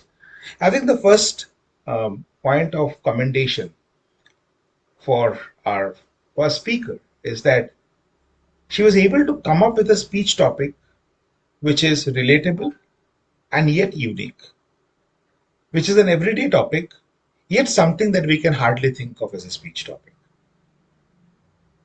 And that too, when it's the second speech in her entire Toastmaster journey, that's even more commendable. The other thing that you would have probably observed during the Muskan speech is that she did a very good justice to the speech objective, which is to demonstrate her vocal variety and body language, because that was the objective of the speech. So not only did she have a story which is relatable, she also presented in a way where it was something that's relatable to the speech objective. And the third thing about this speech, or any speech that Muskan gives, is that she's always full of life. One good thing about listening to a speech from a speaker who loves giving a speech is that you love listening to it more. So every time, if you would have noticed Muskan as a speaker in the past, also I've seen even in this particular speech, I've seen her enjoying a speech, and that's one of the most important uh, ways in which you delivered an enjoyable speech. Now, Muskan, the first recommendation for you is gestures are good. Too much of gestures is distracting. At one point of time, your hands was more busy than my car windshield wipers on a rainy day. It was literally going here and here and here, and if there's someone within your arm's distance, you could have caused serious injury, right? I think that's something that you could probably keep a check on, that your hands are instruments, not weapons, right? So don't use them like weapons. The second thing is the speech ending. I'm not too sure I understood what's the key lesson, what's the key takeaway, what do we get out of it. So I think that is something that we could probably go back and work on to understand that we have either a call to action or a point of reflection, or if both, then call it out very clearly that this is why I delivered this speech, this is what I want you to do with this message. To sum it up, continue to dish out such topics which are relatable and delectable. Continue to use your body language and hand gestures the way the gestures and the body language the way you are doing it, but with a little bit more control, and ensure that there is an action to follow up on after the message is delivered. Thank you. Back to you, Madam Postmaster. Thank you, distinguished Sourav Dutta, for that wonderful evaluation and valuable inputs. We'll move on to evaluator number 2, Toastmaster Mamta Jain, who will evaluate speaker 2, Devishree. Toastmaster Devishree, over to you. Toastmaster Devishree, congratulations on your speech today. I will take it next time. I also experience the same thoughts when I have to deliver a speech. What if I forget? What if I miss something? Or what if I make some mistakes? But the truth is, no one is perfect. We all got nervous, but you showed courage, raised hand, and your efforts on project built confidence in you. Your content was rich with clear examples. The way you used relatable anecdotes make the message easy to connect with. The beautiful phrase you used, engine room of ship, added essence to your speech. Your structure was clear and easy to follow, and the powerful message you shared with the audience. Confidence doesn't appear overnight. Waiting forever is like waiting for a ride during the drop. Made your speech even more engaging and meaningful. Now moving to a few recommendations. To make your speech even more impactful, I would encourage you to keep your elbows slightly away from your body, as it will give a more confident stage presence. And also try to align your hand gestures naturally with your content. Properly aligned gestures can elevate your speech to the next level. In conclusion, you delivered a meaningful and inspiring speech. Your calm and confident delivery, combined with the clarity of your message, made it more effective. With a few refinements in hand gestures and body language, you have the potential to become a truly confident and outstanding speaker. I thoroughly enjoyed your speech today, and I look forward to hear more of your speeches in the future. Thank you. Over to you, Toastmaster Priya. Thank you, Toastmaster Mamta Jain, for that crisp and meaningful evaluation. You really showed how, when creativity meets structure, you are able to deliver an evaluation which is very meaningful. Thank you very much. We now move on to our third evaluator, Toastmaster Sagar Duggal. Toastmaster Sagarika is a celebrated anchor and MC known for his charisma, elegance, and commanding stage presence. With extensive experience hosting weddings and corporate events, he seamlessly blends wit, warmth, and humor to turn any occasion into an unforgettable experience. A master of audience engagement, he perfectly embodies the vibrant spirit of the Gabbies. He will be evaluating Toastmaster Madhav. Rakesh. Over to you. It's a very rare phenomena, but some speeches challenge the entire ecosystem, an entire ecosystem that has been running since hundreds and hundreds of years. And not only they challenge, somehow they meticulously talk about the flows and they mention how we can get rid of the situation. My young speaker, Toastmaster Madhav, stood up and choose to be very articulated about the problem in the best possible way. And very wisely, my respective speaker mentioned that how students are treated as numbers and how they undergo with a lot of pressure. And in my knowledge, language on point, topic on point, and little ranting about the whole situation on point. Everyone could have related to the everything what you mentioned on the stage. Again, a very rare phenomena in such a young age. Kudos to my respective speaker. And with this, I would like to ease a little more pressure by sharing some doable and some little recommendations. I mean, in your speech, if you could have given a little, example, a relatable example about your problem. In your case, it was, in your case, it was, it was all about the students and the examination. If you could have mentioned a little example about your college studies or maybe ruckus, in your school or in your college, that would have made us a little more relatable to you in the entire speech. And another recommendation is, in your entire speech, there are certain lines which were really well written. For example, student is not a person, it's a rank. I mean, such a beautiful, well-written line. Everyone in the room, everyone in the room, in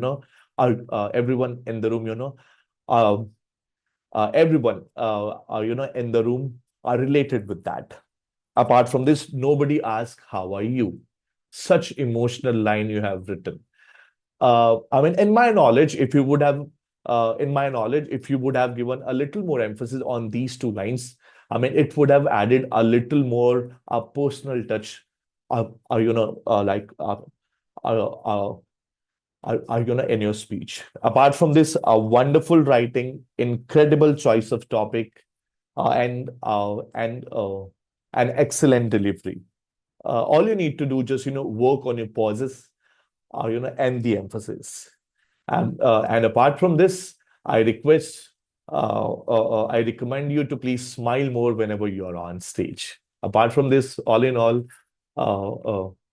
incredible speech, and over to our journal evaluator. Thank you so much, Toastmaster Sagarika, for that wonderful, detailed evaluation, which I'm sure will benefit not only the Toastmaster Madhav, but all of us. Thank you so much. We move ahead with our next evaluator, Toastmaster Sanjay Jain. Toastmaster Sanjay Jain is a chartered accountant. He is supported by his lovely companion, Sushma Jain, and they are blessed with 2 children. He is an active and valued member of the Gabby's family. He was the second runner-up at the Gabby's club level evaluation contest held in February 2026.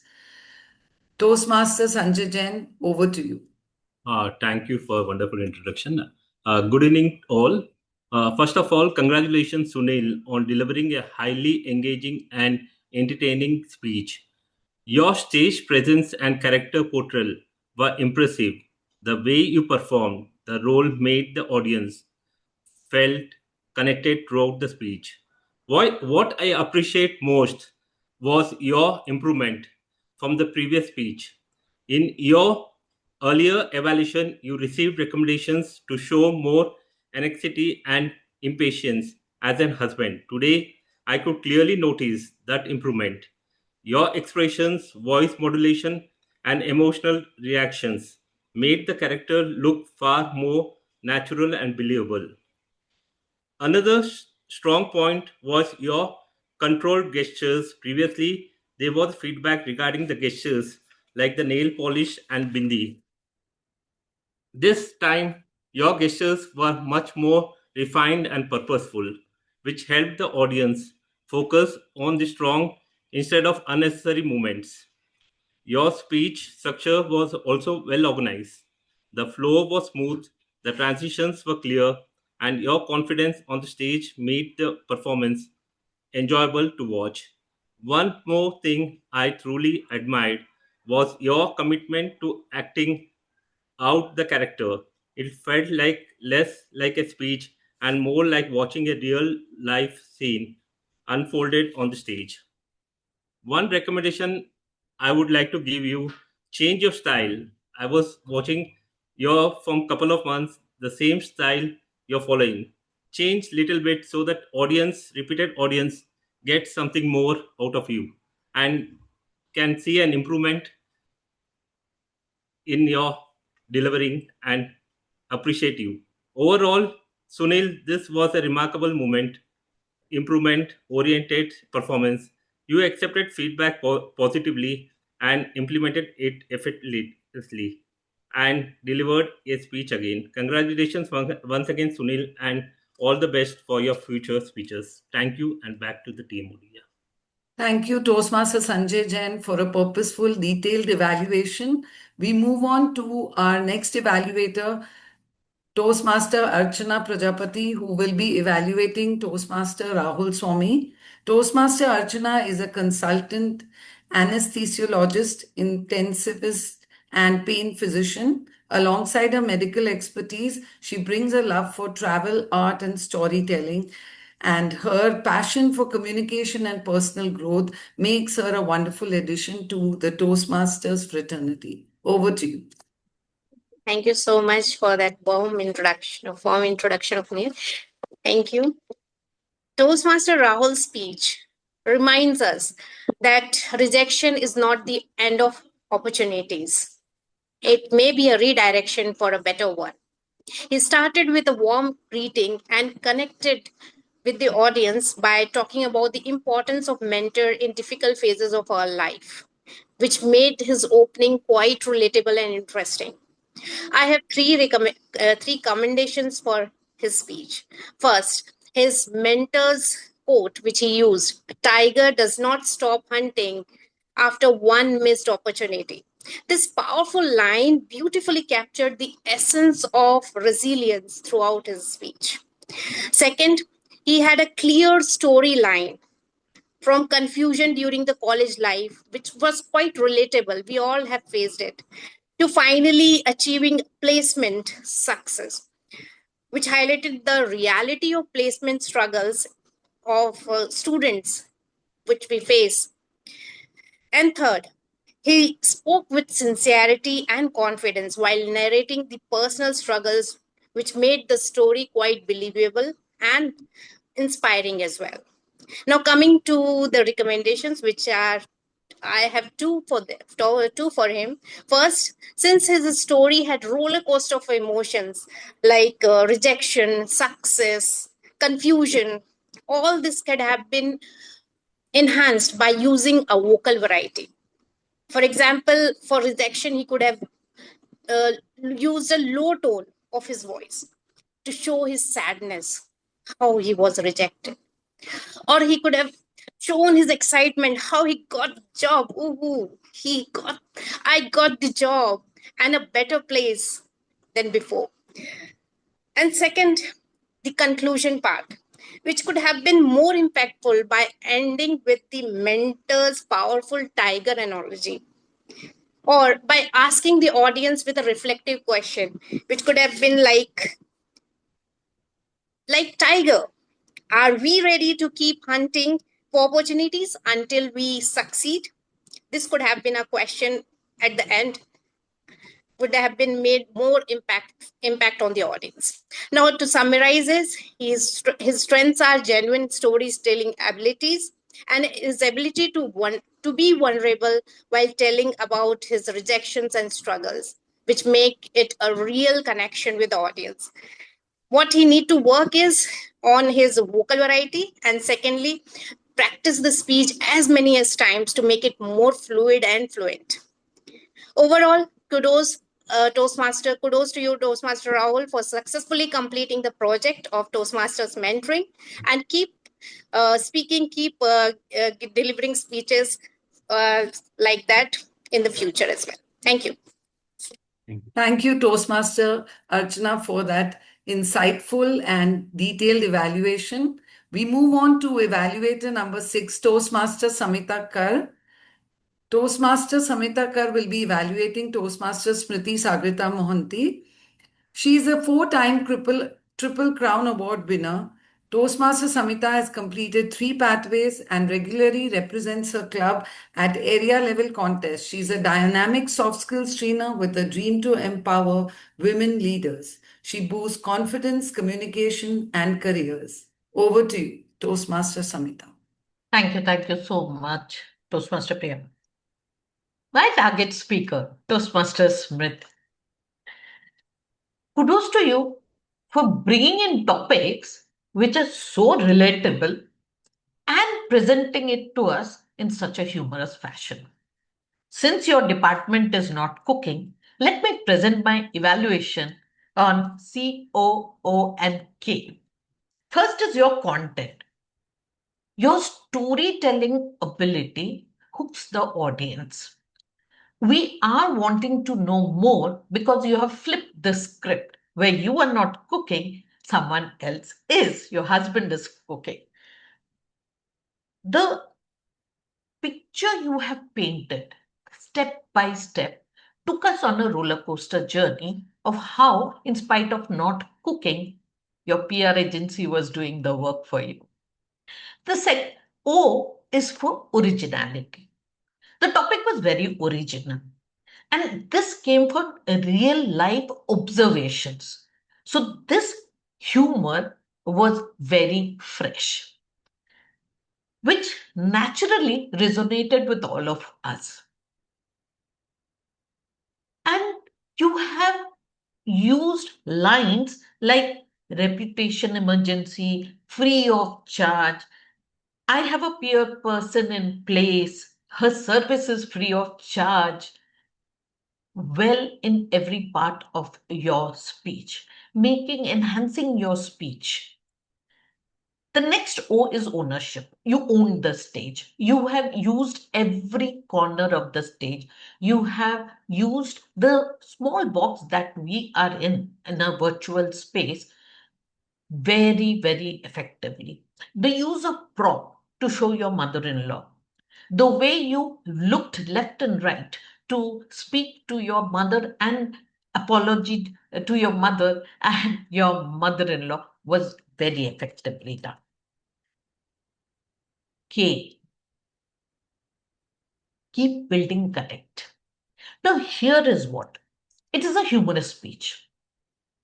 You might have written and reread many times. We are hearing it for the first time. How about after a punchline, just smile and let us absorb the humor and let it sink in deep. You have wonderful vocal variations throughout.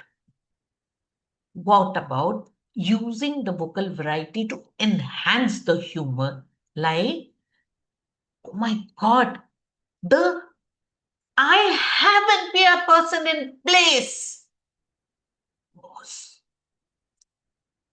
Overall, very warm, relatable, every Indian household matter, humorous, storytelling was effective, use of intentional vocal variety in certain places, and pause can take your speech to very good, absolutely unforgettable. Over to you, Thank you, Toastmaster Samita, for that wonderful evaluation. We move on to the next evaluator, Toastmaster Bindu Joseph, who will be evaluating Toastmaster Ankur Vishwakarma. Toastmaster Bindu is a doctor by profession and healer by choice. She is on a continuous journey to learn, improve, and share. She likes to evaluate speeches the way she reviews treatment plans, precise and focused on a few changes that might help make a difference. Over to you, Toastmaster Bindu Joseph. Toastmaster Ankur, what a perfect speech. And for me, a perfect speech is one that either engages or entertains the audience from point A to point C. And you did both. Kudos on that. And of course, in achieving your project objective. I love dry humor. So, Ankur, you now have a new Toastmaster fan. I love the way that you described your cat's quirks, the one-liners about who's the real boss in the house, and your creative exaggerations. It made me feel like I was at a stand-up comedy with a ginger orange fluffy co-star. Now, the best part was your humor was it felt natural, not forced. You also had a nice emotional handle. Underneath the humor, we could feel the love that you had for your special friend. This made the speech seem genuine and not just a series of punchlines. The final cherry on today's cake was you had a gentle message. Love has many shades, many shapes, many opportunities. So don't stereotype it. Now, my suggestions to elevate this speech, just a few more notches. Number 1, learn the power of the pause. Humor has its maximum potential when it can sink in. I suggest that record this as it is and then re-record it with a 10% less script. Add a few strategic pauses either before or after a punchline and see for yourself the difference that it can make. Now, my second suggestion is actually you don't really have to have a punch on every line. Even humor has a saturation point. How long do you like to be tickled? Would you like it more than 5 minutes in a row? Instead, you have an opportunity to be more diverse in your engagement. Show us a pic of that cat or describe in detail one quirky anecdote. So in conclusion, this was a light-hearted, confident, and very enjoyable speech. I look forward to opportunities to hear more wonderful speeches from you after you acquire that very important tool, the power of the pause. Back to you, Toastmaster Priya.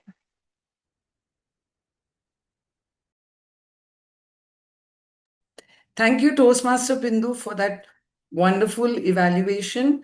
We will now move on to our next evaluator, Toastmaster Joanne Joseph. Toastmaster Renu Kaushal, who will be evaluating Toastmaster Pushpak Misra.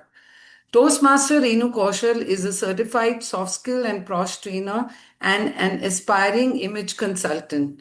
A Triple Crown Award winner and path breaker, Renu is deeply passionate and about connecting with people. She empowers them to grow through meaningful conversations. Beyond her professional work, she enjoys cooking and gardening, activities that help her stay centered and calm. Over to you, Toastmaster Renu Kaushal. Thank you, Toastmaster of the Day, Priya, for the warm introduction. My target speaker, Toastmaster Pushpak. First, I would like to congratulate you to keeping up your commitment for today's speech. Well, I could see that you had a really bad sore throat. Okay, and now coming up for your speech today. So, having been an audience to your earlier speeches, I was anticipating a humorous speech coming up. But yes, you took me back with a surprise while bringing an unusual topic on finance.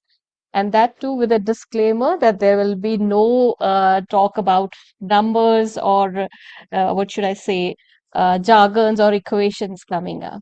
So that really helps to establish a connection with your audience.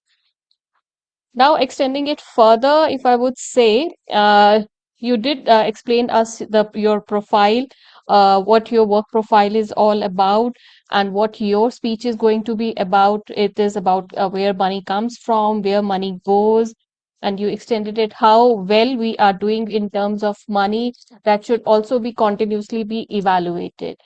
So I think you succeeded in establishing that with your audience. And but what I felt was during the speech, in the middle of the speech, as an audience, I was little confused. What we are listening to? Are we listening to the importance what finance is all about, or are we getting to know about who a finance controller is, or what is the importance of cash? I was somewhere misled between these three. Though you were able to like just explain each of these categories better, but still the confusion persisted what the speech was all about. So I have a one recommendation for you. If you can just focus on one hero element of your speech. Is it the cash flow? Is it the finance controller in a company? Or is it general finance that we are talking in? So, yes, now to conclude, I would just say you just brought us a very unfamiliar topic, which was the objective of your speech, and kudos for achieving your project objective. So, you kept the audience engaged all throughout with your simple examples and your simple language. You didn't use any big jargons, financial jargons. And yes, last but not the least, the only recommendation for you is to select on one hero element which can bring more impact and learning for the audience. Thank you and looking forward to your next speech. Thank you, Toastmaster Renu, for that detailed and insightful evaluation. We move on to our ninth evaluator, Toastmaster Joanne Joseph, who will evaluate Distinguished Toastmaster Nancy.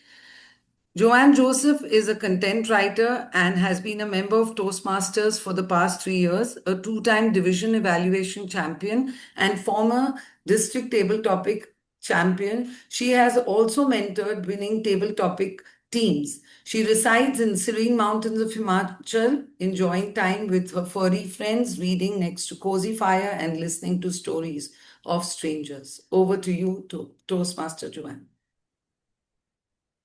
Thank you so much, Toastmaster Priya, and congratulations, distinguished Toastmaster Nancy, on completing your project and fulfilling the objective. No doubt about that, on networking. There are so many things to like about a great speaker, absolutely. But three things in specific that I liked about today's speech is the first and foremost is the raw authenticity with which you spoke. It was extremely honest and authentic speech. Your emotions, especially about whether you like coronation or not, and how much you dislike it, and the reasons and justifications were given, no doubt about that, made it truly an authentic and raw speech. No polishing, no sugarcoating. So that's something I loved. Second, I'll tell you, I really was impressed by your use of hand gestures and facial expression. Something to take note of by all of us is how not to use too much facial expression and hand gestures. This was a very good example because your facial expressions were as if you were having a conversation with a person, very normal, very subtle, but added to the authenticity again. And the hand gestures were beautiful because you have a black background, which does not help you as a speaker, trust me. But because you were using the hand gestures, it felt a little pretty, it felt beautiful, and felt like, okay, this is working out. But otherwise, that background was not helping you. And third, I loved your conclusion. It was a very good conclusion. You clearly mentioned, creating value for others is what networking is. So it was to the point. Now, what could make this from an authentic to an excellent speech? Couple of suggestions here. Number one is organization. This was a very authentic conversation, I felt. But the difference between a conversation and a speech comes in organization, the intro, body, and conclusion. You spent a lot of time speaking about what coronation was, and then suddenly the networking part came in. So that logical structure and organization was missing, which is something I think you can work on.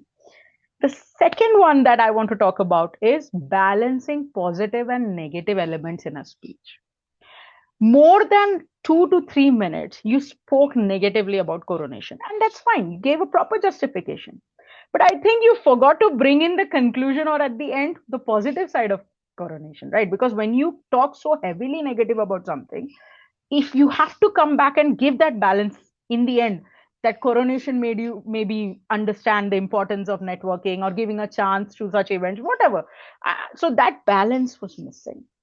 And the third and most important, I'll tell you, you gave us a beautiful story. I wish you could have given us some strategies or at least a couple of lessons where we could use how to create that value, how to make that real meaningful connection. This is not necessary for the speech, but it would have made it an excellent speech. So, overall, I'll tell you, a great speaker, a great conversation, very authentic and honest. You have inspired me to be more authentic. It's okay to sugarcoat less. So, thank you for that. Think about organization and structure. Think about balancing always the negative and positive aspect of a speech. And if you can add in some lessons and strategies so that we can take them back and learn from you. Thank you. All the best for your next speech. Over to you, Toastmaster Priya. Thank you, Toastmaster Joanne Joseph, for that wonderful evaluation, very meaningful and very insightful. We move on to our last evaluator, Toastmaster Sachin Jaiswal, who will be evaluating Toastmaster Chitrangana.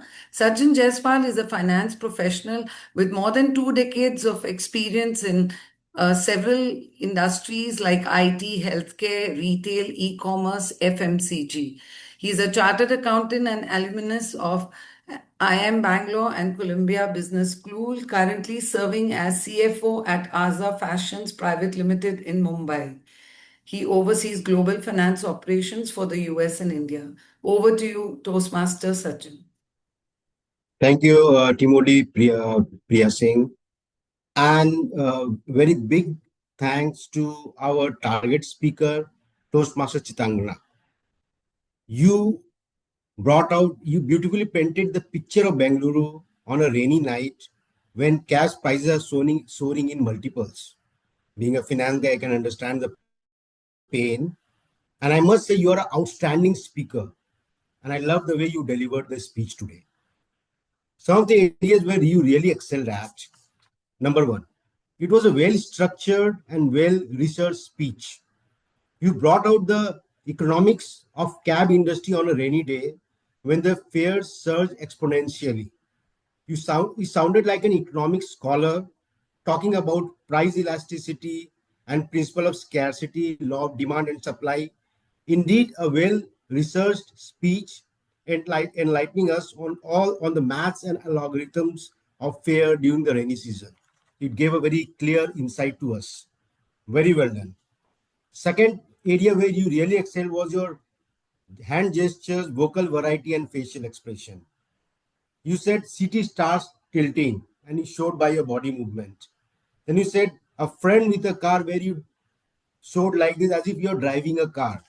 So that it shows that you're a great speaker. I really loved, and the vocal variety was at its best usage with beautiful voice modulations. So kudos to you. I love the comparison of the rainy night with the movie Avengers. Very beautifully brought. And you brought out the character of Thanos and Avengers in the form of 3 stones. So very well done. And I really loved your conclusion where it was like a happy movie ending. When you said someone gets right home due to teeny algorithms. A very happy ending of a movie, the way the movie Avengers ended. I really loved the entire structure, the entire presentation and the delivery. One area of improvement, and being a finance person, I must point out, when you're talking about 3 stones, how they acted as an avenger. Basically, the incentive, the price elasticity, and principle of scarcity. These are a big jargon for a finance person like me. I can understand, but there are a lot of people who are not finance people here.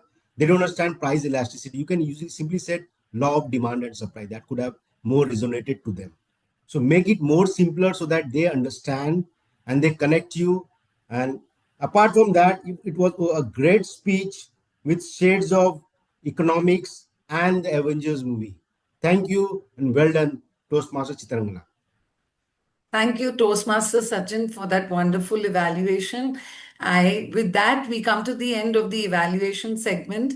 I would request you, the polls are also visible on your screens. Please go ahead and vote for the best speaker and evaluators. Just would like the timer, Toastmaster Parikh, to please post the timer reports for speaker and evaluators in the chat box in the interest of time. Thank you, Toastmaster Parikh. Yeah, I'll do that. Apart from that, all of the evaluators were within the time limits, and the only speaker which were disqualified due to time was Toastmaster Muskan Rahman. She spoke for 7 minutes and 56 seconds, which is outside the limits, even with the 30-second grace period. That's it. I'll share the timer report in the chat box for everybody to see. Thank you. Thank you so much.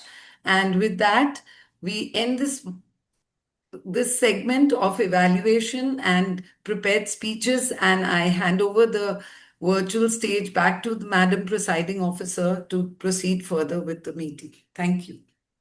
Thank you so much. Let us hear it for our TMOD Toastmaster Priya Singh for conducting this speech marathon so well.